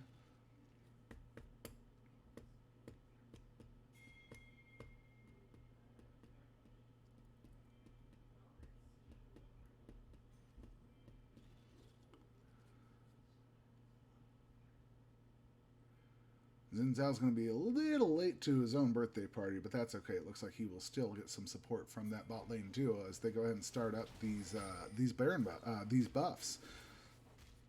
Both junglers starting on the bot side, so I expect around 3 minutes or so that we're going to see these two fighting around the top. Look at that Bardo support. He walks right back in there for another auto because he's a sweet boy like that. Viego probably going to do a 5 or 6 camp before he goes over to Scuttle. Last game, Xin Zhao just did 3 camps. He went buff, Gromp, and then ran right up into the top lane. So we'll see if anything similar happens. We'll be tracking them as they start to move around. Mr. Jimmy, I don't know if you heard me, but just so you know, this is the second game of 3. It is a 3 block, so not a best of 3. No matter what happens, we will still get to see a third game. You got to love it. Top lanes, again, just going ahead and punching each other over and over again. Tristana doing a good job of keeping everything even here, but taking a little bit of damage from this Ziggs.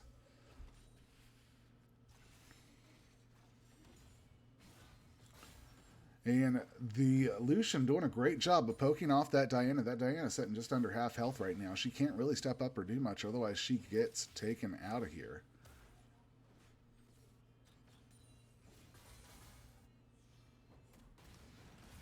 And again, top laners just hitting each other and farming.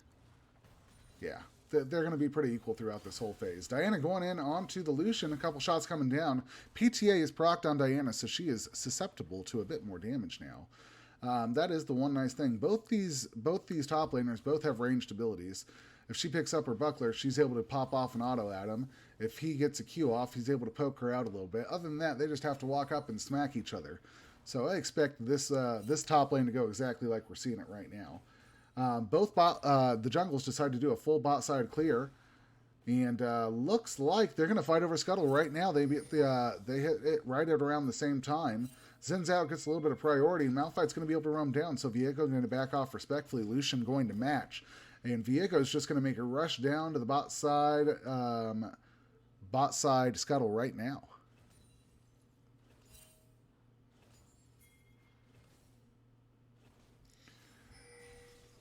Very true. Diana is going to go ahead and reset with the TP, but she takes a lot of damage from the mat. Electrocute procced onto Lucian, and Viego's in the area. She does have a Dark Seal now, so she has got the resources to follow up. Flash comes out of mat. The Q misses. Teleport coming down from Poppy to help out. And there's the Malphite teleport. Loverboy now taking some damage. Caught a little bit out of position. What are they going to do? If you're on the side of USAE, what do you do here? Both teams going to go ahead and back off a little bit there.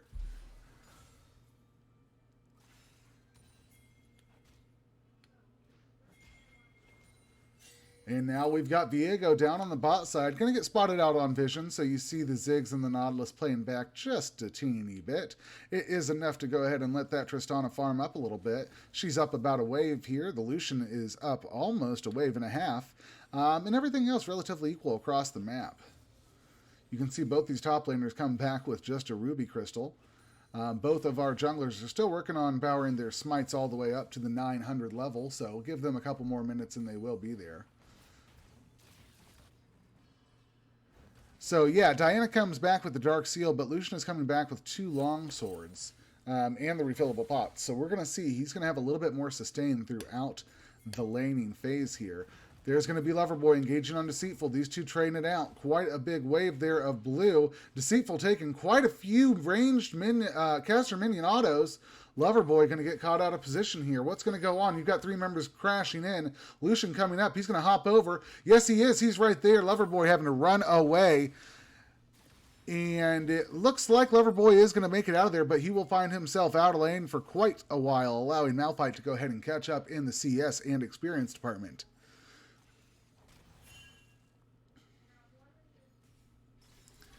And meanwhile, Diana's also going to go ahead and back here.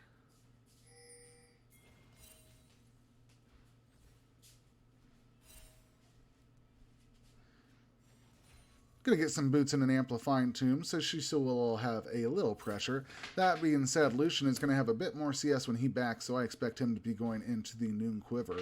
Again, I still think Lucian is going to have a little bit more prio in this lane after all is said and done for. Engagement down on the bottom. Bullet Prince has the E from the Tristana setting on his head, and it will explode. Not get the kill, but put a little pressure there. And Infernal Drake going to go over to the side of USAE. We're going to get to see an Ocean next. Loverboy caught out of position. Matt's in the area. Deceitful coming in. Tries to get the kill on Deceitful. Deceitful flashing away. They'll follow up flash. She's going to try and get the kill, and she will get first blood before she dies. Beautiful job from Loverboy. Following up flash for flash and locking down the kill on Deceitful before she dies. Right on over to Matt. You got to love those plays. Valkyria finding herself caught out. Flash comes in. Heal comes in. The Tristana going in on the Ziggs. A lot of damage. The flash comes out from Valkyria. Now we've got Sungboy trying to lock this up. Has to flash away from the hook. And this side of USAE is taking their bot side duo down to the wire. Playing in and out of this fight. Really well played. And now we've got Viego. We could see a dive here as the wave is going to be crashing in bot side. There's Diana. The ult comes through. Viego able to lock up, and that's going to be Diana getting a kill and Viego getting a kill. Tristana and Braum not able to get anything. Very well played from this bot side duo, but they are going to trade it over as Malphite will come down and get the kill on Diana. The calling comes out from Lucian. This someone barely alive. He's going to flash over, see if maybe he can... tried to take an execute, but he had taken too much damage here recently from the Lucian. I don't think there was any other way to play it. Go out on your own terms. That's right. Either way, we've got a good game going for you. Yeah, the way that those two bot lanes were dancing in and out of that fight before the dive was really good. Both teams hooking each other, flashing away, taking damage, kind of dancing around, letting their health bars as a resource for the other fighter. Loverborn, meanwhile, trying to proxy farm this Malphite. That is not going to be a very fun thing for him here in a little bit. She's going to want to be run over and start working on that red buff as Xin Zhao's on the opposite side. PTA procced on the Diana, and she's taking quite a bit of damage as well. Still up about 2 waves. This Lucian is feeling pretty big as he's completed his Dirk, not his Noon Quiver, I apologize. And yeah, the Xin Zhao up in CS. The Malphite up in CS. The Lucian up in CS. The side of Oblivion's doing a really good job right now, but it's the side of USAE that has the gold lead because of the first blood and the way they're playing right now, quite frankly. Etna taking a lot of damage there under turret, and it is going to be the Lucian that is able to lock up the kill with the assist from Matt. And folks, this is a lot more interesting than the last game. Not to say the last game was boring, but we've got a lot more back and forth fighting, a lot more of a spicy team, so we're seeing a lot more stuff happen here.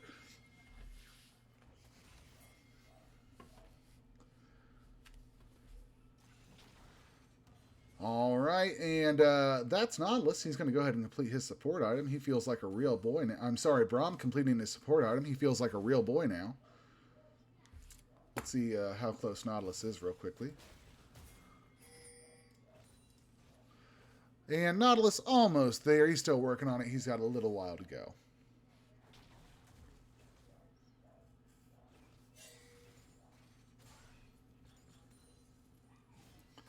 This Lucian has the lane in a good spot. Going to follow up, getting a little bit of poke on to the Diana. Viego in the area as well. Going to go ahead and back off. Lucian just going to take it. The ult comes in from Braum. They're going in on Bullet Prince. Some damage coming down. The E is up. The Ziggs ult lands, but it doesn't do enough. Now, Bardo's support taking a lot of damage. He's going to fall. It's going to be a 2-for-1 in the bot lane, and that's a double kill going over to Tristana. This Tristana now setting on 150 gold bounty and make it 200 since she's up in the CS. You've got Deceitful roaming down, trying to lock up the kill on Etna. The ult comes in from Diana, and that's going to be another kill on the mid laner going over to Malphite. This poor Etna has died 3 times, and it's because of all the ganks coming down his way. Lucian is definitely getting ahead. He's 35 CS up. I'm sorry, he is... The math doesn't matter. He's 30 CS up, give or take. And he's also up a kill, and now he's got some turret plates to boot. The Lucian is going to be a very big boy here in a minute.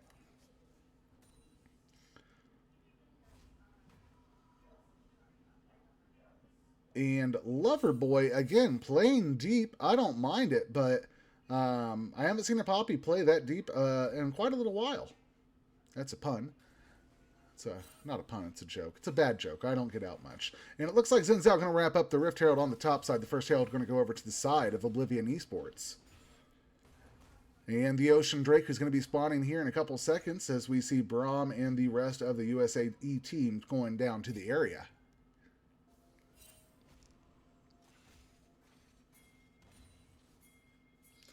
Pings coming out left and right. Malphite even looks like he's heading back down towards that area. Loverboy, meanwhile, up in the top side, has teleport and is going to go ahead and just hang out in the area until she spots out Malphite. You've got Etna just getting poked in heavy here with the Lucian and the Matt in the area, the Zhao.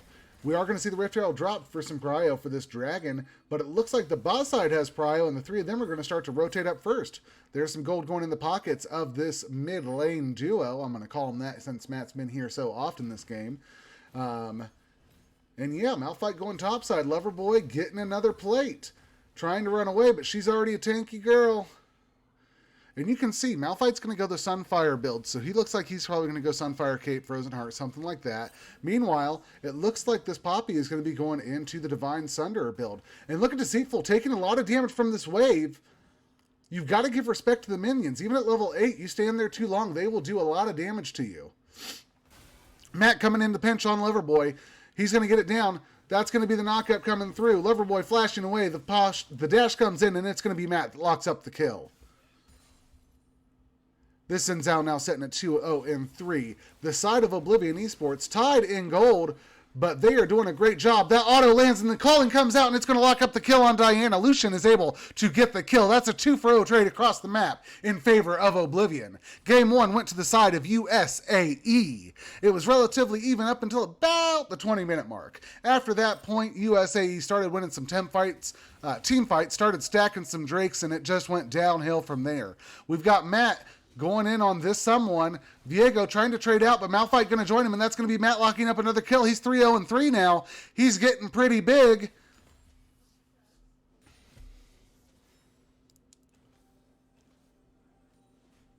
And also, I didn't call it out, but that was the second Drake locked up by the side of USAE, and we are going to get to see another Mountain Soul.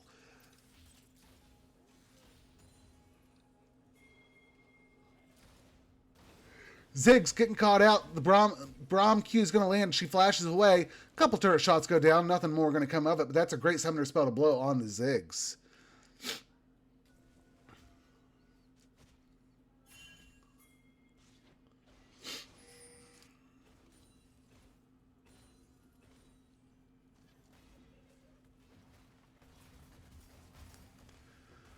We've got another fight breaking out here in the top side. This Poppy is just really tanky. The Aegis completed on the Malphite turret shots, though. She's not immune to that, as she's going to go ahead and take a couple of those, get chunked out, and now Deceitful going to drop the Q, and he's got her poked out a little bit. I want to see if he's able to make a play on her. He has his R up here in a couple seconds. We'll be able to see it pop up, and he might want to make something happen, keep her in lane.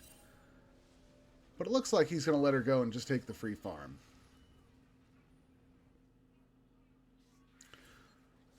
Next Drake joining us in 2.5 minutes. Baron still 5 minutes away. We will be able to see the Rift spawn here in about 2 minutes, and I imagine that the teams will be fighting over that.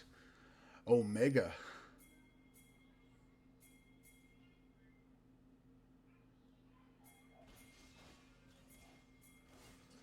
Pings coming out left and right. This Malphite wanting to make a play.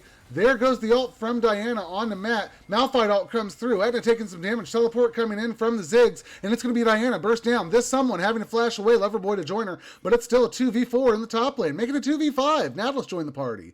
But that left Tristana and Braum on the bot side to just start whacking away at things. They got first turret on the bot. Ziggs is able to get first turret in mid. I'm sorry.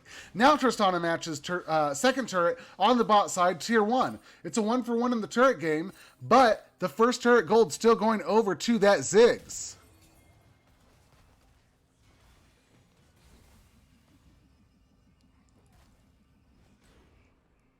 The ult kicking the hell out of that Malphite across the map. Loverboy going in on Matt, trying to keep his distance. The flash comes through. He can't possibly think he's going to land it. It doesn't matter. Lucian's in the area. The calling lands, and it's going to be a kill going over to Lucian. He's now up 4-0-1. He is just slaying this USAE team with the calling.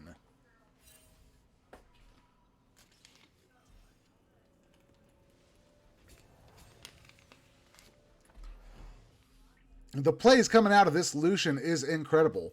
Are incredible. It doesn't matter which one it is. Either way, Lucian doing a very good job right now playing the map, playing the game. He's already got his Eclipse completed. Additionally, I do want to throw out very good communication, or at least teamwork, coming out of the side of USAE. They're doing phenomenal in terms of rotations, making sure they're available for scuttles, for objective fights, rotating around the map. They're doing really, really good work. So I do want to call out to the side of Oblivion Esports. Fantastic job there. This game, about 2,000 gold over in favor of the Oblivion Esports team. They're up 10 kills. Turrets are tied. Both Drakes so far slain on the map have gone over to the side of USAE. And we've got another one coming up here in about 20 seconds. So we're going to see who they decide to move over to.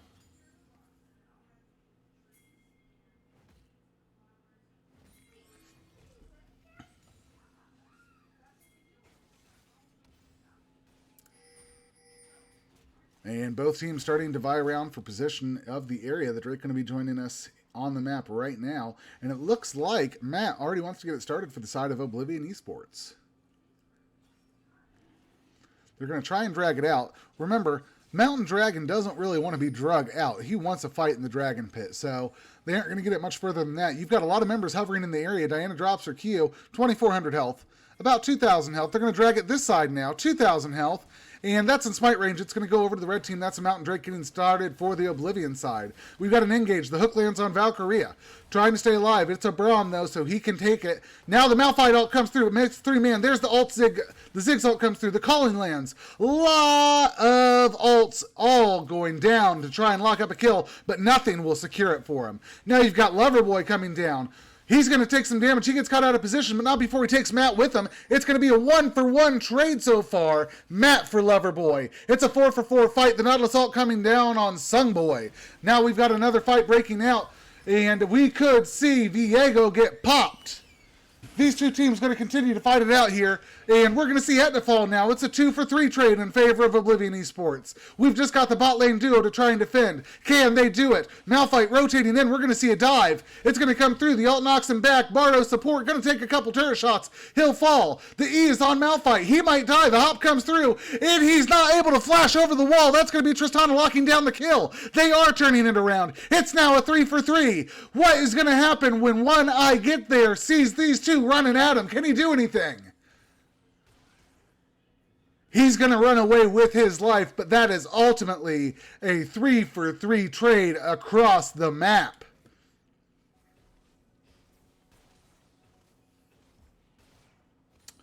Was that a 4-for-3 trade? No, it was a 3-for-3. Ziggs backed, but they kept it going. Either way, it was a hell of a match. We are going to see the gold lead less than 1,000 still. Even though there is a difference of 4 kills in favor of Oblivion, 2 Drakes are over on the side of USAE and 1 on the side of Oblivion. We still have... Wait. And that ties up the game, boys and girls. We've got ourselves an even match. Calling coming through. Loverboy absorbing a lot of that damage. He's going to try and get away, but it's going to be a solo kill going over to the Lucian. He didn't even need Matt there.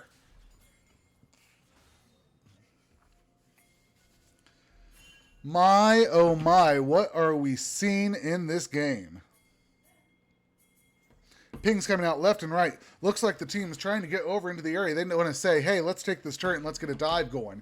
This someone, he might be out of position here. There goes the W in on the Zhao. He's going to come through and he's going to get the kill. Turret, the teleport comes through.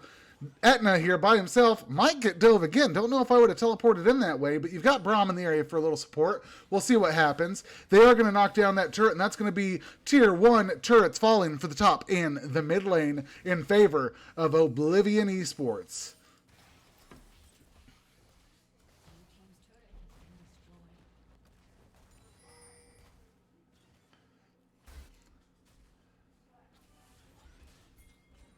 Mr. Jimmy with a couple oh my's during this game. He's loving the action. If you're watching the game, let me know. Is this how you thought it was going to go down? Are you surprised? Are you impressed?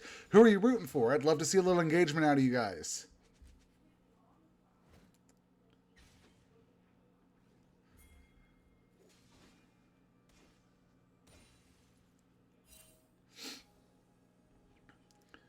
Meanwhile, no real objective is going to be on the map here for a moment. It looks like they were not able to lock up the additional Rift Herald, so we are going to see the Baron join the map here. We've got about a minute and a half till the next mountain spawns. I imagine that we're going to see both teams really fighting over that. Again, the side of Oblivion could start stacking some mountains, but it would put the side of USAE on Soul. We've got a little bit of an engage here going back and forth as these teams deal out some damage. We're still a minute away, and both these teams want to make sure they've got Prio on the Dragon Pit, and I don't blame them. Deceitful just hovering in the back of the Dragon Pit, waiting to make a move. His ult is up, and he smells blood in the air, and he will have it. Again, this Lucian, when I get there, 8-0-2. Very big boy. He's got a lot of CS. He's got a lot of gold. He's already completing items left and right. But this Tristana also doing really well. Setting on a Kraken Slayer Stormrazor, and she's got her Executioner's Calling, so that any of that healing coming out is going to be negated. And here come the pings. We're going to see some fights going down. They're rushing over to Baron to make sure they're not on Baron. All right, it looks like they're going to see a couple of these guys and go ahead and back off. There's a hell of Braum. Only connects with one person. Nothing really coming of it. That's going to be down for a couple seconds. Might have wished she saved that for the fight, but we'll see. They've still got the blast cone up in their area. Really good vision coming out of the side of Oblivion Esports. They've got deep wards to see when they're coming, and they've also got shallow wards so they know when they're there. Great job of tracking some of this, but Valkyria doing a great job of clearing him. Loverboy caught out. Matt, Lucian, in on. The knockback comes through. Calling lands. Not all of it hits, and he's going to be able to get out of there alive. And we're going to see this fight starting up again now. Some damage coming down onto the Drake. Etna caught out here, maybe trying to take Matt with her. Not able to do it. It's a one-kill favor of Oblivion Esports. Deceitful blast cones over and says, yeah, I don't want to do this. Let's go ahead and lock down our second Drake of the game, and it's now tied 2 Drakes to 2 Drakes. Pings coming out left and right from the side of Oblivion Esports that they want to go ahead and start up the Baron. They think they're in position. They got a 2,000 gold lead. They've got 3 turrets knocked down. They've got some Drakes, and they've got the momentum. They're going to go for it. Meanwhile, Viego on the bot half of his map, none the wiser it would appear. Pings coming out left and right.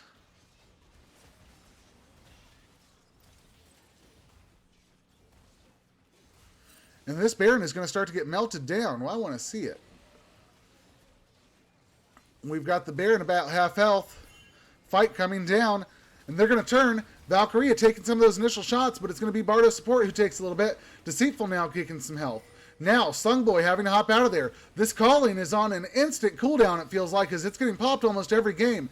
Matt, gonna fall. Loverboy taking some damage. It's 2 kills over on the side of USAE as they got down. It's a 3-0 in favor of USAE. The flash comes out from Songboy just so he doesn't get killed by the Ziggs, but they find themselves winning that fight, and they are going to bring it back into within a couple hundred gold of each other. What the F is right, my Mr. Jimmy OG? What are we seeing in these fights? Really good dancing of the damage there. This someone hovering in the area, they're just going to back around each other. Loverboy going to go ahead and knock down a turret. And they've got equal pressure now. 3 for 3 in terms of the turrets, 2 for 2 in terms of the Drakes. Gold is all within a couple hundred of each other. And this game is getting interesting. This is what happened last game, Mr. Jimmy OG. Since you missed the first one, let me tell you. The side of Oblivion Esports had a very aggressive, dominant first half of the game. However, once the ball started rolling, USAE started doing stuff like this. They won the team fights. They started taking the objectives, and it was a no-go for the side of Oblivion Esports as they just got burst down and killed. So, as we get into this mid to late game, I expect that we are going to see the side of USAE do the exact same thing again. But the goal difference is much closer than it was last game. Oblivion Esports is playing very clean, and we might see a longer, more even game break out. Meanwhile, USAE is going to go ahead and start up this Baron here, and they're going to get things going. It looks like the side of Oblivion, they're going to back. They're not even going to try and steal it. Do they even know what's happening right now? Ping's coming out, and they're going to get there too late. That's going to be Baron going over to the side of USAE as they lock it up. And this is how it happened last game, Mr. Jimmy OG. You could just hit the replay button. It's a spitting image of the first game. These two teams are going at it, and it's Baron over the side of USAE. So many vowels.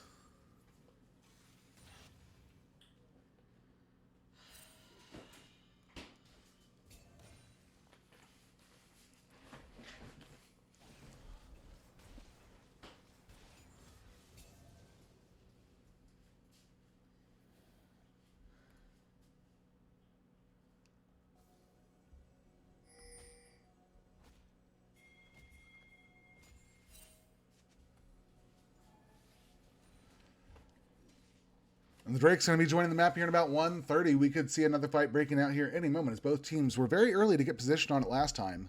Excuse me while I adjust my mic real quickly. If you hear some noise, I apologize. Both teams were early to get position on this Drake, as this is going to be the one that puts either team on sole point. So it's very important. Both teams have three turrets knocked down, so no team has quote-unquote more pressure than the other. But it does look like USAC is going to have a 1-3-1 breakdown with their Baron buff, and they're going to go ahead and put the pressure on so that even if they lose Drake, they're getting something on the map. So let's see how this goes. Valkyria Sungboy coming in. When I get there, taking a shot real quickly. The ult comes through. It's not going to land or connect with anybody.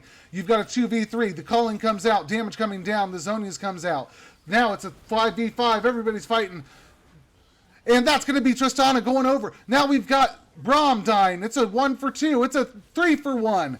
Back and forth these kills go. Etna and Loverboy trying to get down some kills. Bardo support and Deceitful are very low, but that's going to be a team ace in favor of Oblivion Esports. And they are going to get themselves Mountain Soul when it pops up here in the next couple seconds. As the only person that'll be up is going to be Braum, and he'll be 2 seconds late. So I don't think it's going to matter too much who spawns when. They just got themselves Soul Point. And they took out every member of that team that had Baron. USAE. What I might have done if I were you is go ahead and leave somebody up in that top lane. That way, if you lose the fight in the Baron, you're at least going to get a turret and put some additional pressure in. Because right now, you just traded everybody with Baron for nothing. For a Lucian kill. Now, don't get me wrong. The Lucian shutdown is probably a lot for whoever it went to. But certainly not how you wanted that to go. We've got Deceitful here in the bot lane. Going ahead and putting some pressure on. They're pushing in the mid lane. All right, we've got some damage coming through. We're going to see how these teams start to position around. 3 minutes until Baron's up. Nobody has the Baron buff anymore.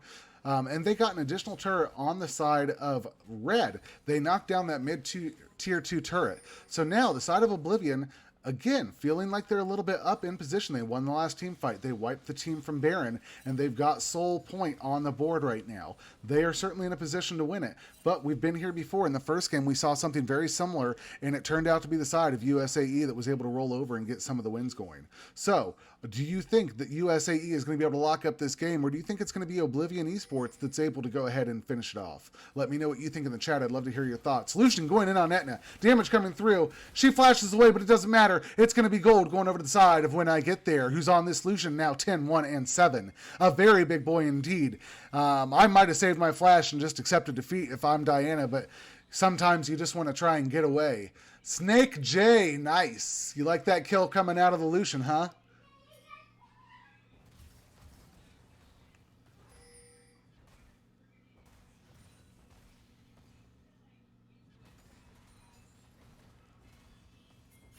And Loverboy and Deceitful, these two top laners going back and forth, but now Songboy there, going to deal some damage. Deceitful's got the E on him, and that's going to be Tristana locking up the kill on Deceitful.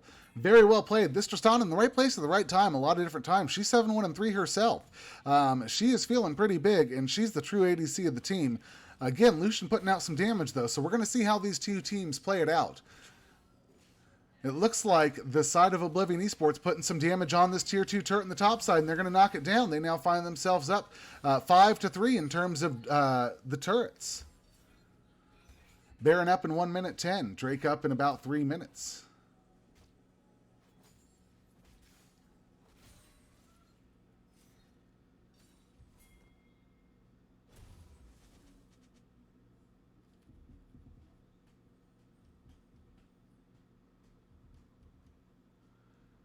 And everything is nice and calm across the map. Don't expect it for long, as these two teams have been killing each other back and forth, left and right. We are going to see the side of Oblivion Esports going ahead and starting to get in position on this bot side.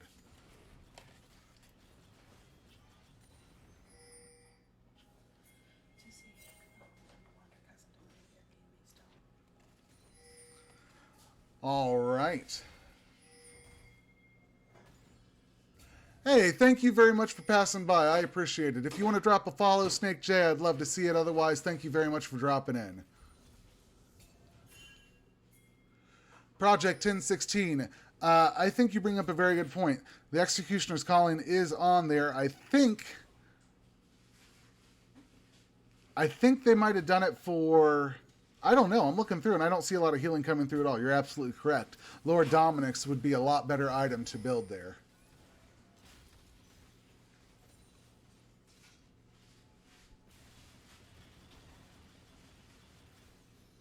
The Ziggs ult lands. It's going to hit the Valkyria.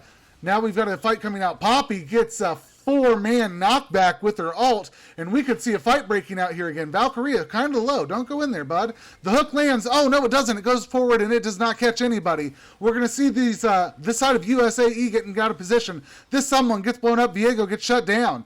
We're going to see the side of Oblivion Esports wanting to go into the Baron now. They're up a man, and the jungle is down. So they're going to go ahead and start up the Baron here. The rest of USAE is in the area, though. They might try and make a move on this Baron. There goes Tristana. She's going to blow up the Ziggs. And she gets knocked back, taking some damage. She falls. That's going to be Braum down too. It's 1 for 3 across the map. Etna, barely alive, going to fall. And now you've got just Loverboy trying to lock down that Lucian, but he's not able to get there. He's getting double teamed, and it's going to be Lucian trades over the Loverboy trades over the kill on Lucian. They get the ace, but they only leave 3 members up. I don't think they're going to be able to go ahead and get the Baron going, and you'll take that if you're on the side of USAE. Ping's coming out that they want to go ahead and lock up this third Drake for them and put both teams on Soul. Viego is alive, though, and might be reading the play well and heading over to the area. We'll see.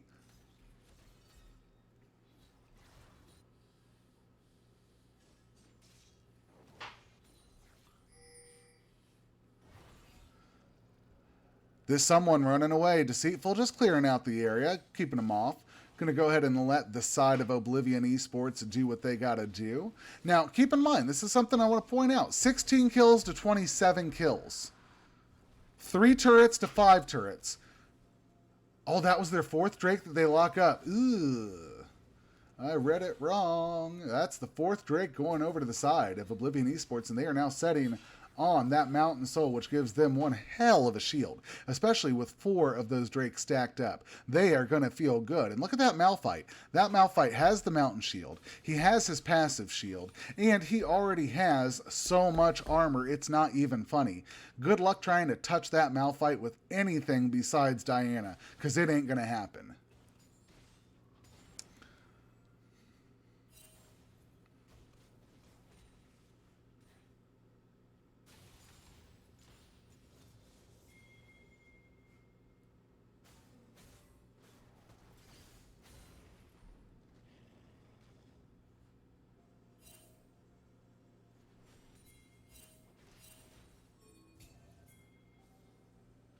Both sides going to go ahead and start clearing vision. Baron is still up. Another Drake won't be on the map for about 5 minutes or so. So these two teams only have to fight over Baron. All 5 members are up. And as much of a lead as the side of Oblivion Esports have, they're only up about 1,500 or so. Matt getting engaged on by Loverboy. Some damage coming through. It's not going to hold, and that's going to be the end of the fight, it looks like. This USAE team is split up. I don't love the pincer maneuver. I think they are stronger when they are all together, but I could be wrong. Now you've got the side of Oblivion Esports trying to put some pressure in the mid and push that group off.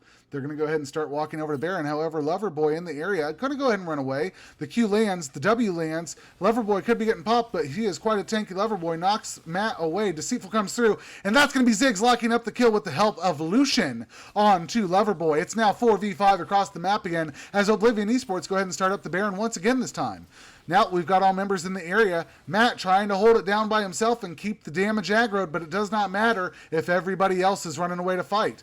Ziggs going to go ahead and get some burst out there. That's the ult coming through, and they're going to lock up a kill on Etna. There goes Tristana. Songboy's down. You've got Valkyria down, and that's going to be a team ace in favor of the side of Oblivion Esports. They're not even going to try and take the Baron. They've got all the pressure they need. I probably would have taken the Baron. You're going to have, let's not lie, you're going to have Poppy up in about 13 seconds, and 20 seconds after that, you're going to have the rest of them coming through. I get your Malphite's tanky, but you really don't have a wave crashing in. Maybe you do. Maybe I'm wrong. I could be wrong. This could be the end. I still would have taken the Baron, but I don't regret it. This Malphite, so tanky, just double tanking turret shots left and right. The calling comes through. Loverboy could find himself out of the map here again. It's going to be Gray Screen City, and he's going to fall. Both Nexus turrets fall, and this is going to be, you know it, Oblivion Esports locking up the second game of the series. Ladies and gentlemen, we are going to have a true third game of the series. Let's do a quick post-game review real fast. I've never seen anybody buying Storm Racers anymore. In this game, we are blessed with 2 to see. A Storm Racer has been coming back a little bit. I have seen it built on a couple champions, mostly the ADCs, obviously. But it did have a little dip out of the meta there for a while. Look at that Lucian, setting at 17,000. Just a little over the Tristana at 16,000. Very well played, 15, 2, and 11. Going to take a look at the damage charts here as he just pumped it out. 38,000 damage across the map. He had no mercy. And, of course, I love to take a look at the vision score real fast and just see what happened in the game. Relatively equal, all things considered, but that Malphite definitely laying down more wards than the Poppy. So we got a really fun game. Stay with us as we get into game 2 here. I'd love to have you stick around. If you haven't done it yet, hit the follow button. I'd love to have you come back and join me the next time I do one of these, which will probably be tomorrow. So we'll see you guys later, and stay around for the game 3.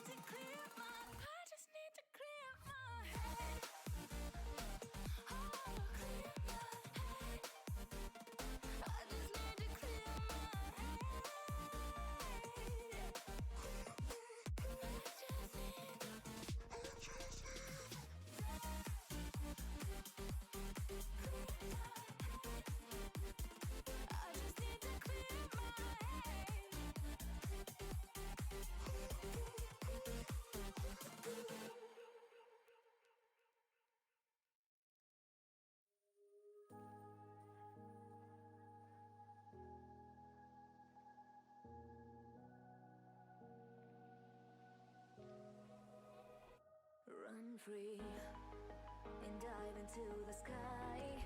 Project 1016, thank you very much for the follow. Stay tuned for game 3.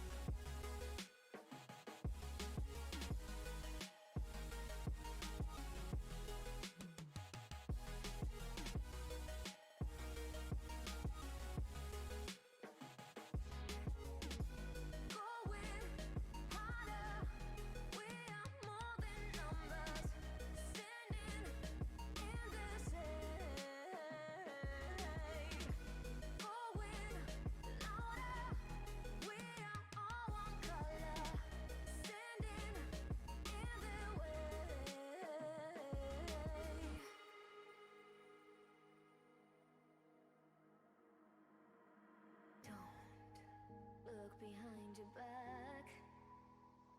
Chase a light when the world is getting darker. I have a dream where love's the only side. So take my hand, join the army of the shadows.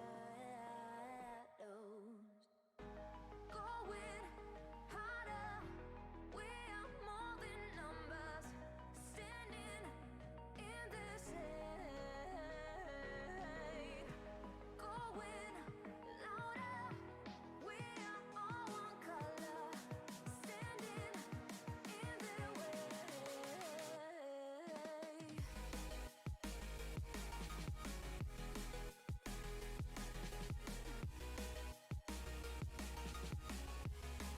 Join the army of the shadow. Join the army of the shadow.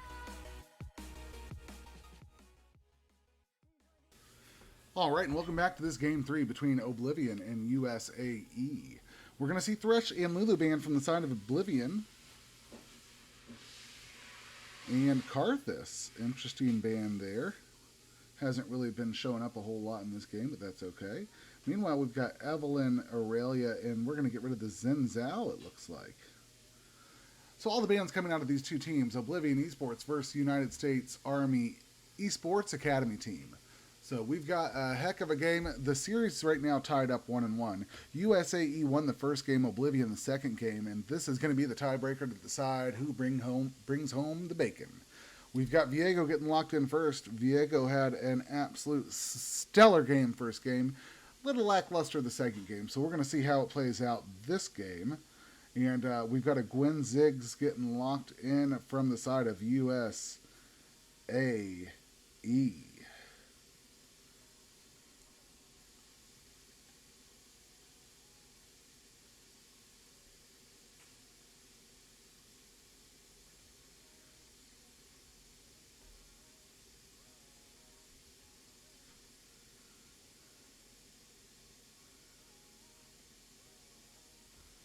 Sett getting hovered here for quite a while.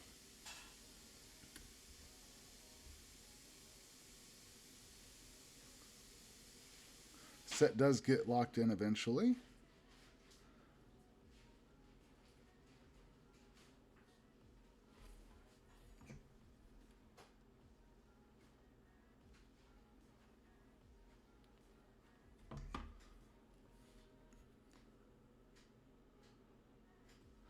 This third and final pick going to come through for the side of Oblivion is going to be showing here in just a moment, but they do like to take a little bit longer than 30 seconds. So we'll see what they decide to do here. And they're going to take the Tristana.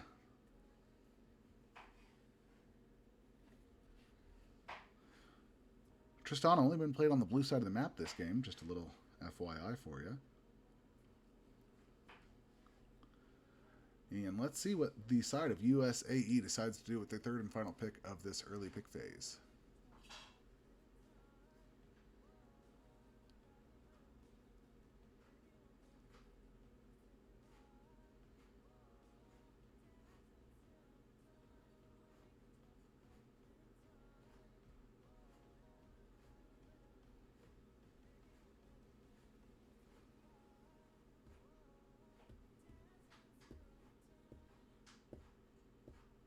And the Nautilus is going to go ahead and get knocked in, so looks like USAE thought the Ziggs Nautilus lane was so good, they're going to pick it for themselves this time. Meanwhile, we've got Tristana Sett rolling in. Sett could be flexed to the support or the top role. I don't know exactly where we're going to see him, but we'll wait and find out.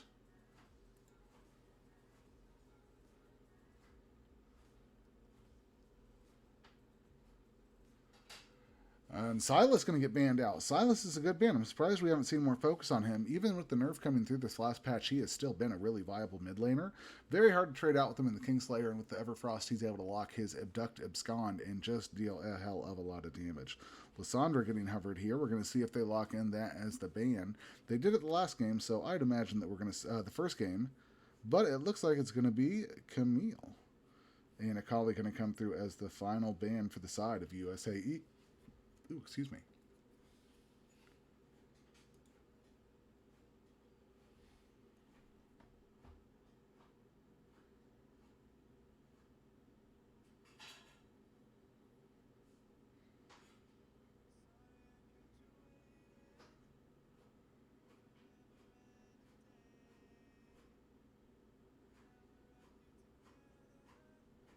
And Lucian going to go ahead and get banned out as well. Lucian took over the last game very strong, so it makes sense to see him out of here. USAE going to go ahead and pick their R4 spot right now.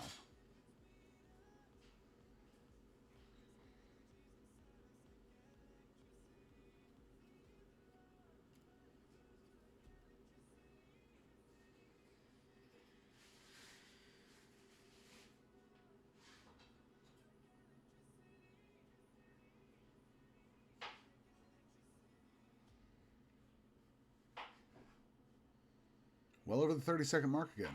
These teams, no respect for the timer. Volibear going to get locked in. I'm just playing with you, by the way. Take all the time you need. Volibear goes ahead and get locked in as the R4 pick coming through. I would expect that we're going to see him in the jungle.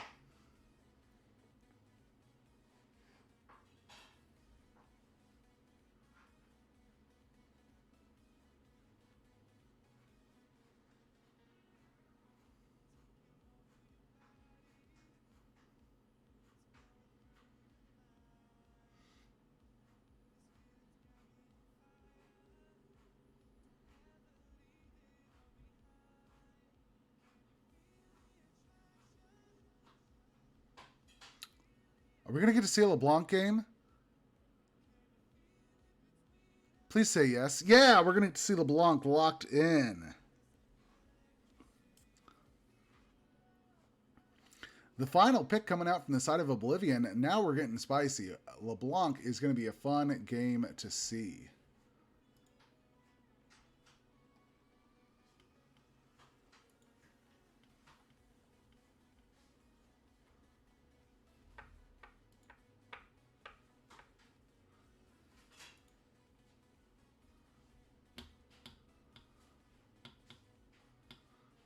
And it looks like it's going to be the Alistar locked in as the support role, which means Sett will be going top and Viego in the jungle.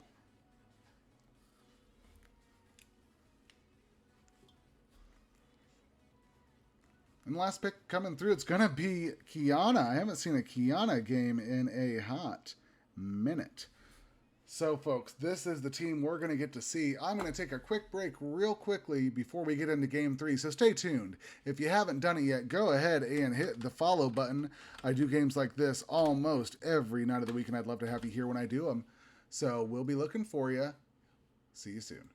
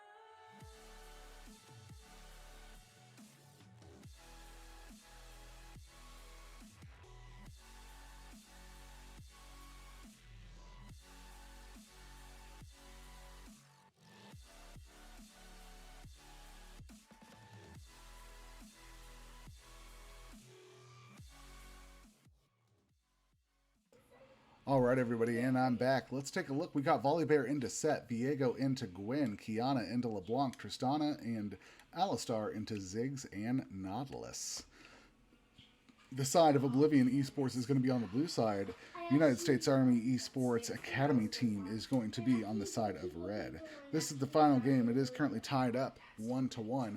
As we get into the final game, I do want to say thank you to both Oblivion Esports and United States Army Esports Academy team for allowing me to stream their game. Very much appreciated. So go ahead and show them some love in the chat or on their social medias if you can find them, Oblivion Esports and United States Army Esports Academy team. And also, if you haven't done it yet, hit the follow button. I'd love to have you here more often. But in the meantime, let's get this game underway.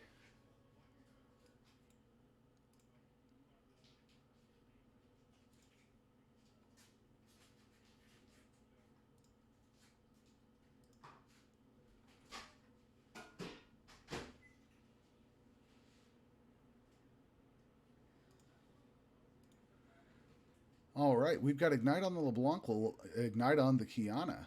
We've got Teleport on the Ziggs, Exhaust on Tristana, and Ignite on both of our supports, as well as Teleport on both of our solo laners. So everything is adding up here. We're not too scared of what we're seeing. And that's going to be the game getting all set up. We're ready to go. Again, thank you for tuning in. Let's get this game underway. Oblivion Esports Blue, USAE on the red side, and these champions are hopping on the Rift as we speak.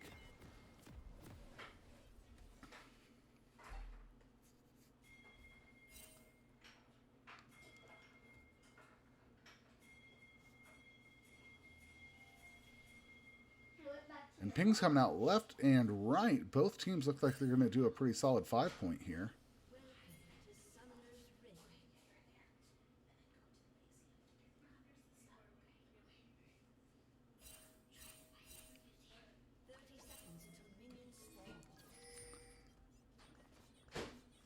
Nothing too crazy going to happen yet, but this is the final game. Whoever wins this wins the series, so I expect to see a lot of trading back and forth.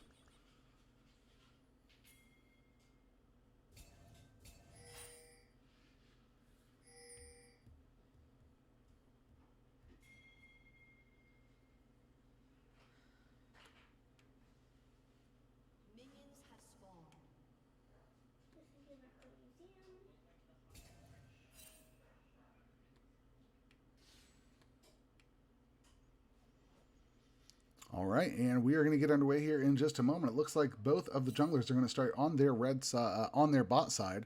So I expect both of them to be up top side around the 3-minute mark again. And these two mid laners are going to sit here and play games with each other. LeBlanc getting a little early poke onto the Qiyana. That's how you start off the game.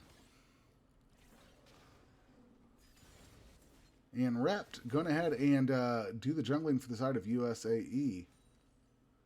And we've got being a slacker also in here as well.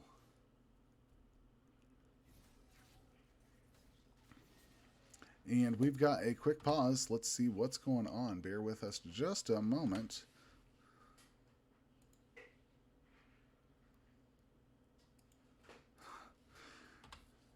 One of the players is going to take just a small moment to take care of some issues. While the game is paused, I do want to let you know that after the pause, there will be a small freeze in the gameplay, so bear with us once that happens. But we've got Volibear into Sett in the top lane. We've got Gwen into Viego, LeBlanc into Qiyana. And then we've got our two bot lane duos.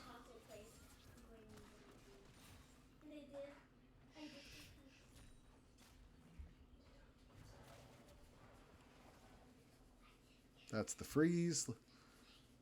Don't mind it. And we could see Deceitful and Loverboy going at it for the third time in the series. Just going to go ahead and keep battling it out. These two have probably been my most favorite to watch throughout the whole series, as they just continue to try and slap each other down. Deceitful going to proc the PTA. Pull comes through for Deceitful. And now Loverboy taking a lot of damage there in the top lane. Loverboy, he is getting beat up right now, but he's not out of it. Pull comes through. Loverboy again taking a couple shots. Haymaker fires and misses. Volibear is going to be able to walk away.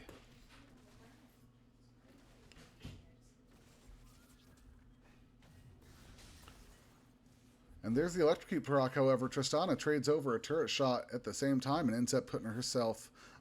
LeBlanc ends up taking a turret shot at the same time, putting herself a little behind. Meanwhile, this Tristana doing a really good job of CSing and crashing this wave into the Ziggs. A lot of damage coming through. The hook lands. Bullet Prince taking some damage, hops out of there just to stay alive.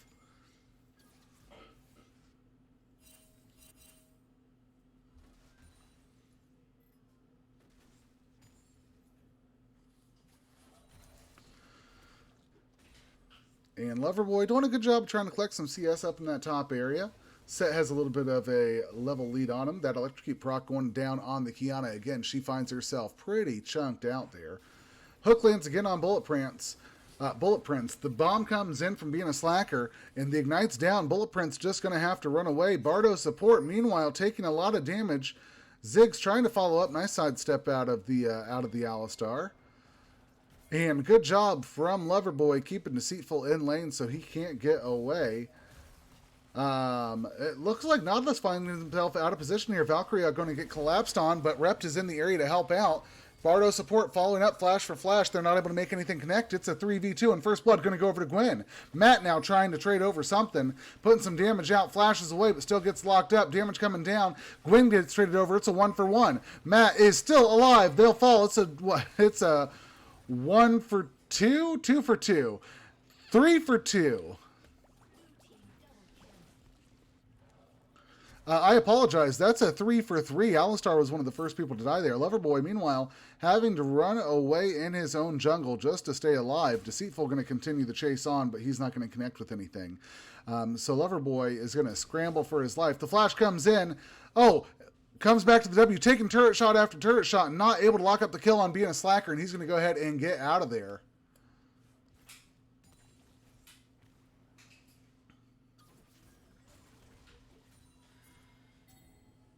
This first Drake is going to be a Cloud Drake. With the setup, I'd love to see an Ocean Soul. I think that would be very fun. I think it would be interesting to be able to see LeBlanc, Qiyana setting up for some picks and just pop out and scare the hell out of some people. So hopefully we get to see that happen. We do have Loverboy back up, teleporting to lane. Same thing with Sett. They're both setting on... I take it back. The Sett is already on his Bramble Vest. Meanwhile, just some cloth armor and boots going over to Loverboy. He's trying to stay alive in lane, but it's not going to go the best for him. Deceitful really abusing his prio. In return, though, we've got 10 CS up to the Sett. About a camp over to the Gwen. A little bit of CS lead for LeBlanc, and a handful of CS going over to the Tristana as well. The stun les land from the LeBlanc and the engage coming through. This LeBlanc doing a great job of poking down the Qiyana in lane, keeping her off CS, and making sure that she's able to do what she needs to. Alistar with a knockback. Valkyria into the turret lands, and that's going to be Tristana locking up a kill. She's now sitting at 2-1-1 in the game. She's feeling pretty good. Loverboy going to try and trade some damage here. Sees the Viegos in the area. Uses his Q. Runs the wrong way. The pull lands. The damage coming through. The Haymaker's going to lock it up, and Deceitful will kill Loverboy. USAE off to a slow start here. 5 kills on the side of Oblivion Esports. 3 on the side of USAE. And it's about a 1,500 gold difference at 6 minutes in. Now, we've seen this a lot during this series. It's been back and forth between the two teams in terms of gold. Never more, really, than a couple thousand till the end of the game. So I want to see if this game starts to snowball in one team's favor, or if they're going to be able to answer back during some of the team fights and the mid-game and get this game rolling.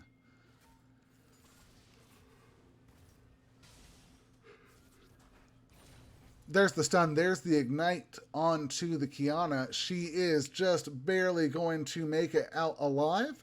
Valkyria is going to just barely have to defend this mid turret, and he's a Nautilus, not known for his defensive abilities in terms of waves.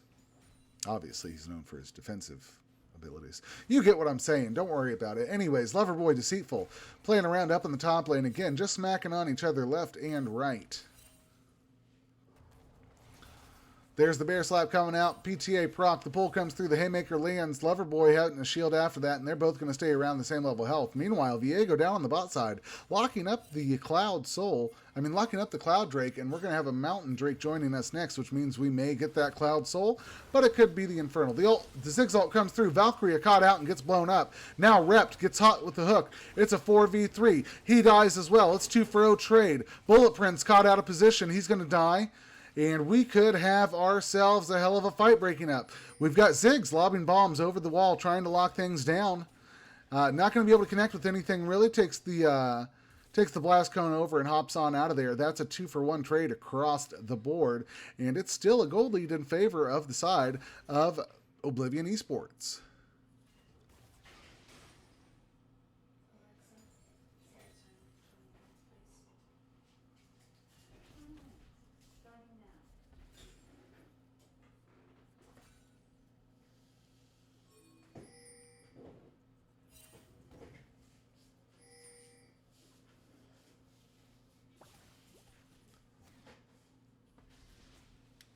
This Ziggs and Tristana playing it out.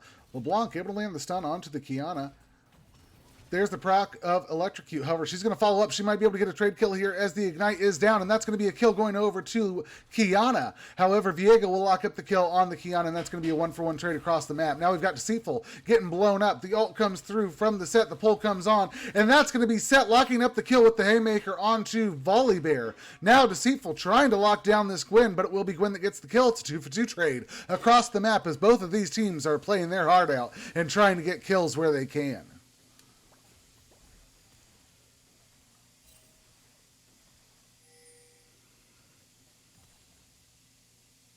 Quick shout out to the Nautilus going up for a roam to try and help lock down the kill and giving his solo lane, giving his ADC solo lane experience and gold. So this Ziggs is going to be sitting here with a pretty penny.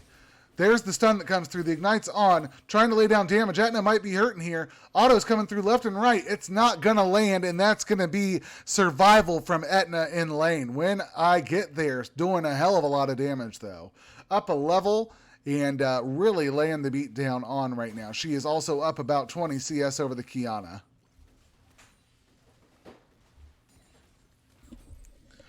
Bullet Prince having to run away, take some damage from the Ziggs. Ziggs trying to follow up. However, Nautilus is here. He's going to try and lock down when I get there, but he just kind of backs off. Meanwhile, we've got Gwen wanting to go up heavier in here. Matt's going to pop in. The hook lands. Matt's get taken out. Rept is going to fall down, so that's a kill going over to the Viego. It's a 2v2 here, but Nautilus is very healthy. Here comes the Viego. He's going to lock up the kill on the Qiyana. That's a double kill going over to Viego. Deceitful in the top lane, fighting with Loverboy. PTA proc, he has to flash over to get away. Valkyria finds himself a little out of position. That's going to be another kill going over to the side of Oblivion Esports, and it will be Volibear who locks up a kill from the side of USAE onto the Sett. Gives himself a pretty little penny and shutdown gold, and he is going to find himself alone in lane, CSing and maybe even getting some turrets.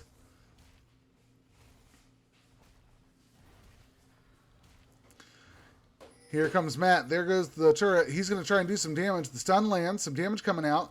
He's procced his PTA onto him, but that's going to be Conquer for them. And both of these members from the side of Oblivion are going to get a kill onto the Ziggs and the Volibear. They find themselves 14-7, 11 minutes in. They are up almost 3,000 gold. Make it almost 4,000 gold as I recorrect my math. We could have ourselves a side of Oblivion that we haven't seen before. They've got a gold lead, and they've just continued to make it grow at this point. USAE have to find an answer into this game.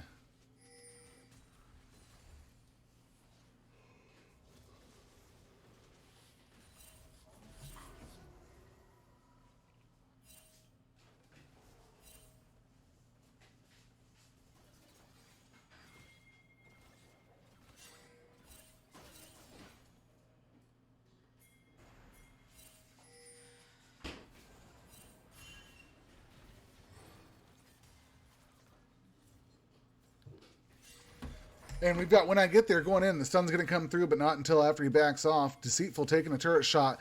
And he's going to be chased down by the Ziggs here, being a slacker, rotating up to the top, trying to get some solo XP and maybe even get first turret since it's only got 4 plates on it. Deceitful trying to withstand all the magic damage coming out. But I don't know what's going to happen here. We've got Etna getting engaged on by Matt. It's a 3v3 down here in the bot lane. Volibear and Tristana joining 4v4 in the bot lane as being a slacker and Deceitful hanging out in the top lane. Both of them have teleport up so they can join the fight once it breaks out. And teleport's coming through from Sett. He's going to get in there first. It looks like Ziggs is going to start to back, but he's going to teleport in now too. Valkyria finds himself out of position. He gets exposed and blown up. It's now going to be a 5v4 as the TP comes in late from Ziggs. Loverboy gets blown up too. It's a 2-for-1 trade in favor of Oblivion. You've got 4v3 on the map. Rep trying to output some damage. Not going to get a trade kill, and now it is a 3-for-1. The hop reset coming through for Tristana, chasing down Etna. The bomb's going to go off, and that's going to be the 4th kill. Now you've got being a slacker alone on the map against these 5 members of the team, and they are going to go ahead and lock down this Mountain Drake. Really good plays coming out of the side of Oblivion as they continue their gold lead. They are now up almost 4,500 gold, 10 kills and a Drake. I'm lying, make it 2 Drakes. And they have more turrets. You've got 3 turrets over on the side of Oblivion Esports, 1 turret over on the side of USAE, and we are going to get to see an Infernal Soul. So though it won't have all the bushes that we want to see people getting blown up from, it will give everybody more damage, which is just going to make this a much more interesting game. Nautilus coming in for the hook. Hop away. Turret gold goes over to Tristana. She's not worried about it. She's going to run away. She's got all the team members up on the top side as they go for the Rift Herald here. Meanwhile, being a slacker, continuing to just throw down some bombs in the area. Tristana clears out the ward real fast. They go ahead and get this Rift Herald, and that's going to be on the side of Oblivion Esports. They could extend their gold lead even further here. He's going to back and then probably drop this thing mid. That's where I saw the question mark ping, so that's where I'd assume it's going to go. We have 4 minutes until Drake spawns, 5:40 until we're going to have the Baron up on the map. Right now, the side of Oblivion Esports doing a great job of dominating the pace of this game. They are setting everything up the way they need it to. The Viego 7-1, the LeBlanc 4-1, the Tristana 4-2. LeBlanc coming down, the stun lands. She's going to get the electrocute proc on Loverboy, land the stun again. The ignite is down. He's going to try and chase her. She's going to go back in W, and that's going to be the solo kill for LeBlanc on a Volibear. He cannot withstand. Hook misses from Nautilus. Rep going in. It's going to be Deceitful hanging out in the top side 2v1, but we've got several members from the Oblivion team pushing in on the mid turret as well. Meanwhile, LeBlanc, Viego going down to the bot side, maybe looking for a dive on the Qiyana. Ziggs ult going to land, clear out the wave, but they're still going to push that wave in and try and get as much damage on the turret as they can. And there comes Rift Herald. It's going to get dropped in the bot lane. LeBlanc going to try and get some gold. She does manage to collect a little bit of it. Viego's in the area. He's going to help try and maybe jump in this Etna. Won't connect. They're both going to back off here, get a second charge off the Rift Herald and probably back off. You've got Tristana. The hook barely I say, missing the Tristana. There's Alistar with the knock up into the wall.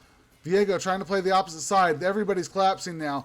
Rep finds herself in a bad position. She's going to get blown up by this Oblivion team. Bullet Prince in the area. He's going to get blown up. It's a 1-for-1 trade across the map. We've got 3-for-3 fighting here as Viego locks up a kill on Qiyana. Meanwhile, Volibear, Deceitful, up in the top side. Valkyria taking some damage. That's going to be a 3-for-1. Now we see being a slacker. It's a 4-for-1. Is Volibear going to die here? He might. Deceitful drops the ult down. He's going to try and land it some more. He's got the Haymaker coming up here, and he's almost full grit. It lands. It misses. He's still going to live, and it's going to be a 4-for-1 trade across the map in favor of Oblivion Esports. They've got themselves an 8,000 gold lead at 16 minutes in. There comes the flash, and it's going to be Loverboy who locks up the kill on Deceitful underneath the turret. He's going to trade it over, so across the map, that's a 2-for-4. Either way, you are still down quite a bit on the side of USAE. They've got to come up with a response.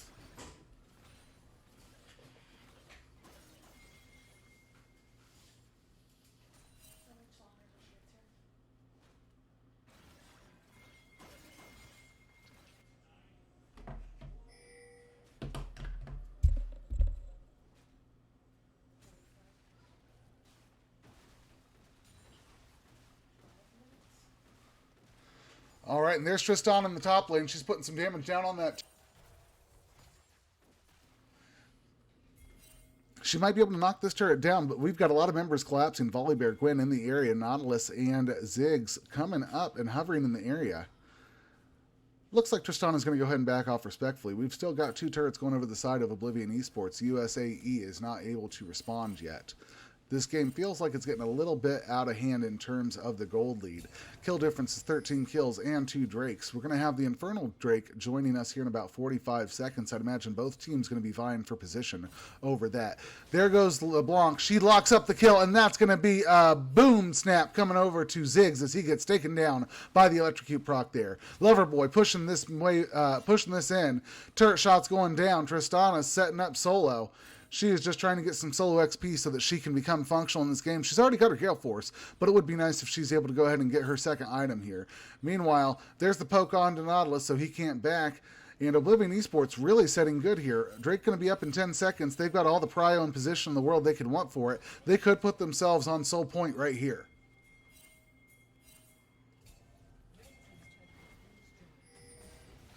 Alistar caught out. He is going to get almost blown up. I'm sorry, no, Alistar wasn't caught out. It was the Gwen that was caught out. Alistar going in for the engage now. It's a 1v4. He's soaking up some damage, but now it's a 4v4.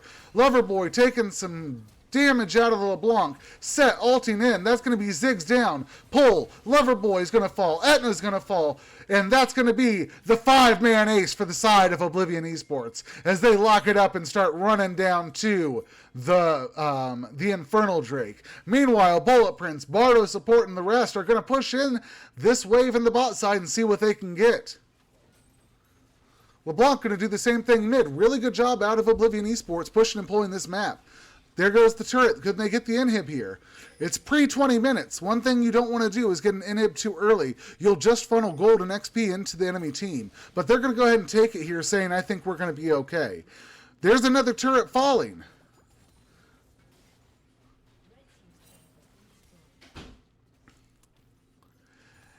And this Viego 13-1, this LeBlanc 8-1 in 13.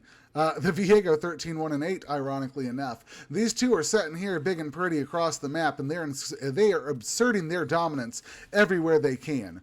Whether it is in the team fights, whether it is in the objectives, whether it is in the one-on-one matchups, they are doing incredible for this game.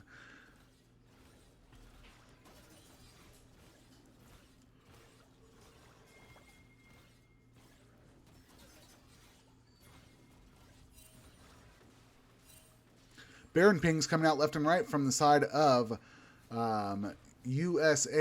I don't know if they want to try and get on it or if they just want to make sure that the side of Oblivion is not on it. But either way, that's going to be the next thing we probably see a fight over. Dragon won't be up for about 4 minutes.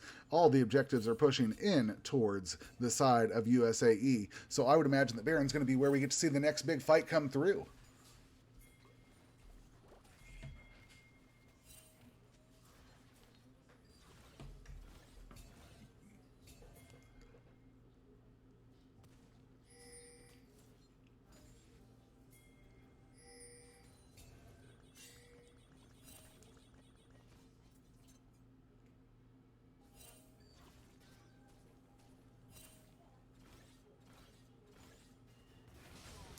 And LeBlanc absolutely blowing up the Gwen there in the top side of the map. That's going to give Oblivion a man advantage across as they go ahead and start this Baron up. They can't walk in their own jungle. What do you do? If anybody else was watching that, you got to see a delete button used in League of Legends for the first time. All members of the side of Oblivion are going to have the Baron buff now. There's LeBlanc just pushing in this wave. Let's go ahead and see. Let's do a quick state of the map check-in. We have got a almost 2,000 gold lead on Sett, an almost 4,000 gold lead on Viego. We've got an almost 5,000 plus gold lead on the LeBlanc. Not to mention a 2,700 gold lead on the Tristana, and even the Alistar's up 1,200. LeBlanc popping the Ziggs. This LeBlanc is absolutely devastating. If she runs into you, you are dead. Flashes and jumps coming out left and right. Volibear trying to lock up bullet prints. It's not going to happen. Damage comes through. Qiyana is going to fall to the Viego. Rept is going to fall over to the LeBlanc. It's a 2v5. There's nothing they can do here. Valkyria going to get caught out, tries to hook away, and he's going to fall as well. Volibear falls, and that's going to be a 5-man ace. They are going to go ahead and push on to end here, and they are going to knock these Nexus turrets down. There goes one Nexus turret. Here comes the other falling. And this is going to be Oblivion Esports locking up the Nexus. That's the end of the game. That's the end of the series. Oblivion wins 2-1 against the United States Army Esports Academy. Let's check a post-game stat check real fast.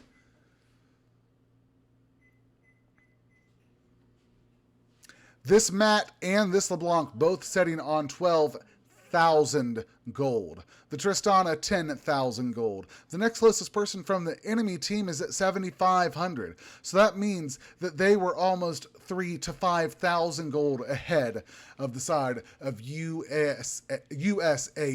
There was not much they could do. Let's take a look at the Jammet chart. No surprise. LeBlanc just blowing people up left and right, setting at 22,000. 18,000 on Viego. And then Volibear and Sett coming in next. With Ziggs following up. I'm sorry, Volibear and Sett, Ziggs coming in, with Sett coming up in the rear end for the top 5 in damage. Let's take a quick look at vision, because you know how much I love that. A little bit more even across the map, but look at the jungle vision. 2 wards placed out of Gwen, 7 out of Viego. Is that the difference? I don't know, but it certainly probably didn't help. Either way, wards, Mr. Jimmy OG, you get it. Wards win games. It does feel like they are back a little bit, and we are going to be able to see this game, or this series, wrap up as we have Oblivion Esports winning 2-1 against the U.S. Army Esports Academy team. If you have not done it, please hit the follow button. I'm going to be here tomorrow for you. I appreciate you guys stopping by and giving me some views and chatting with me. If you want to see more matches between some of these high-level teams, hop back in the next time I'm online. Otherwise, this is Charles Elroy. I'll do the casting. You enjoy the show. Thanks for coming on by.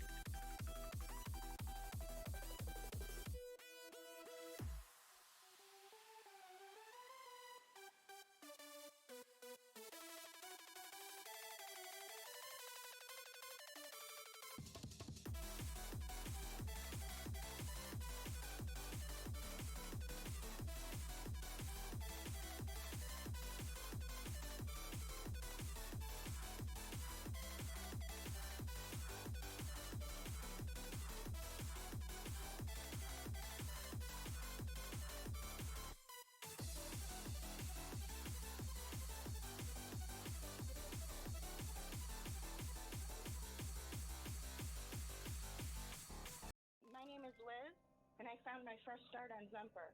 I had lost my husband. That's really why I was looking for a place of my own. I signed up for, notifications. That's how I found this place. Stop searching and start finding. Zumper.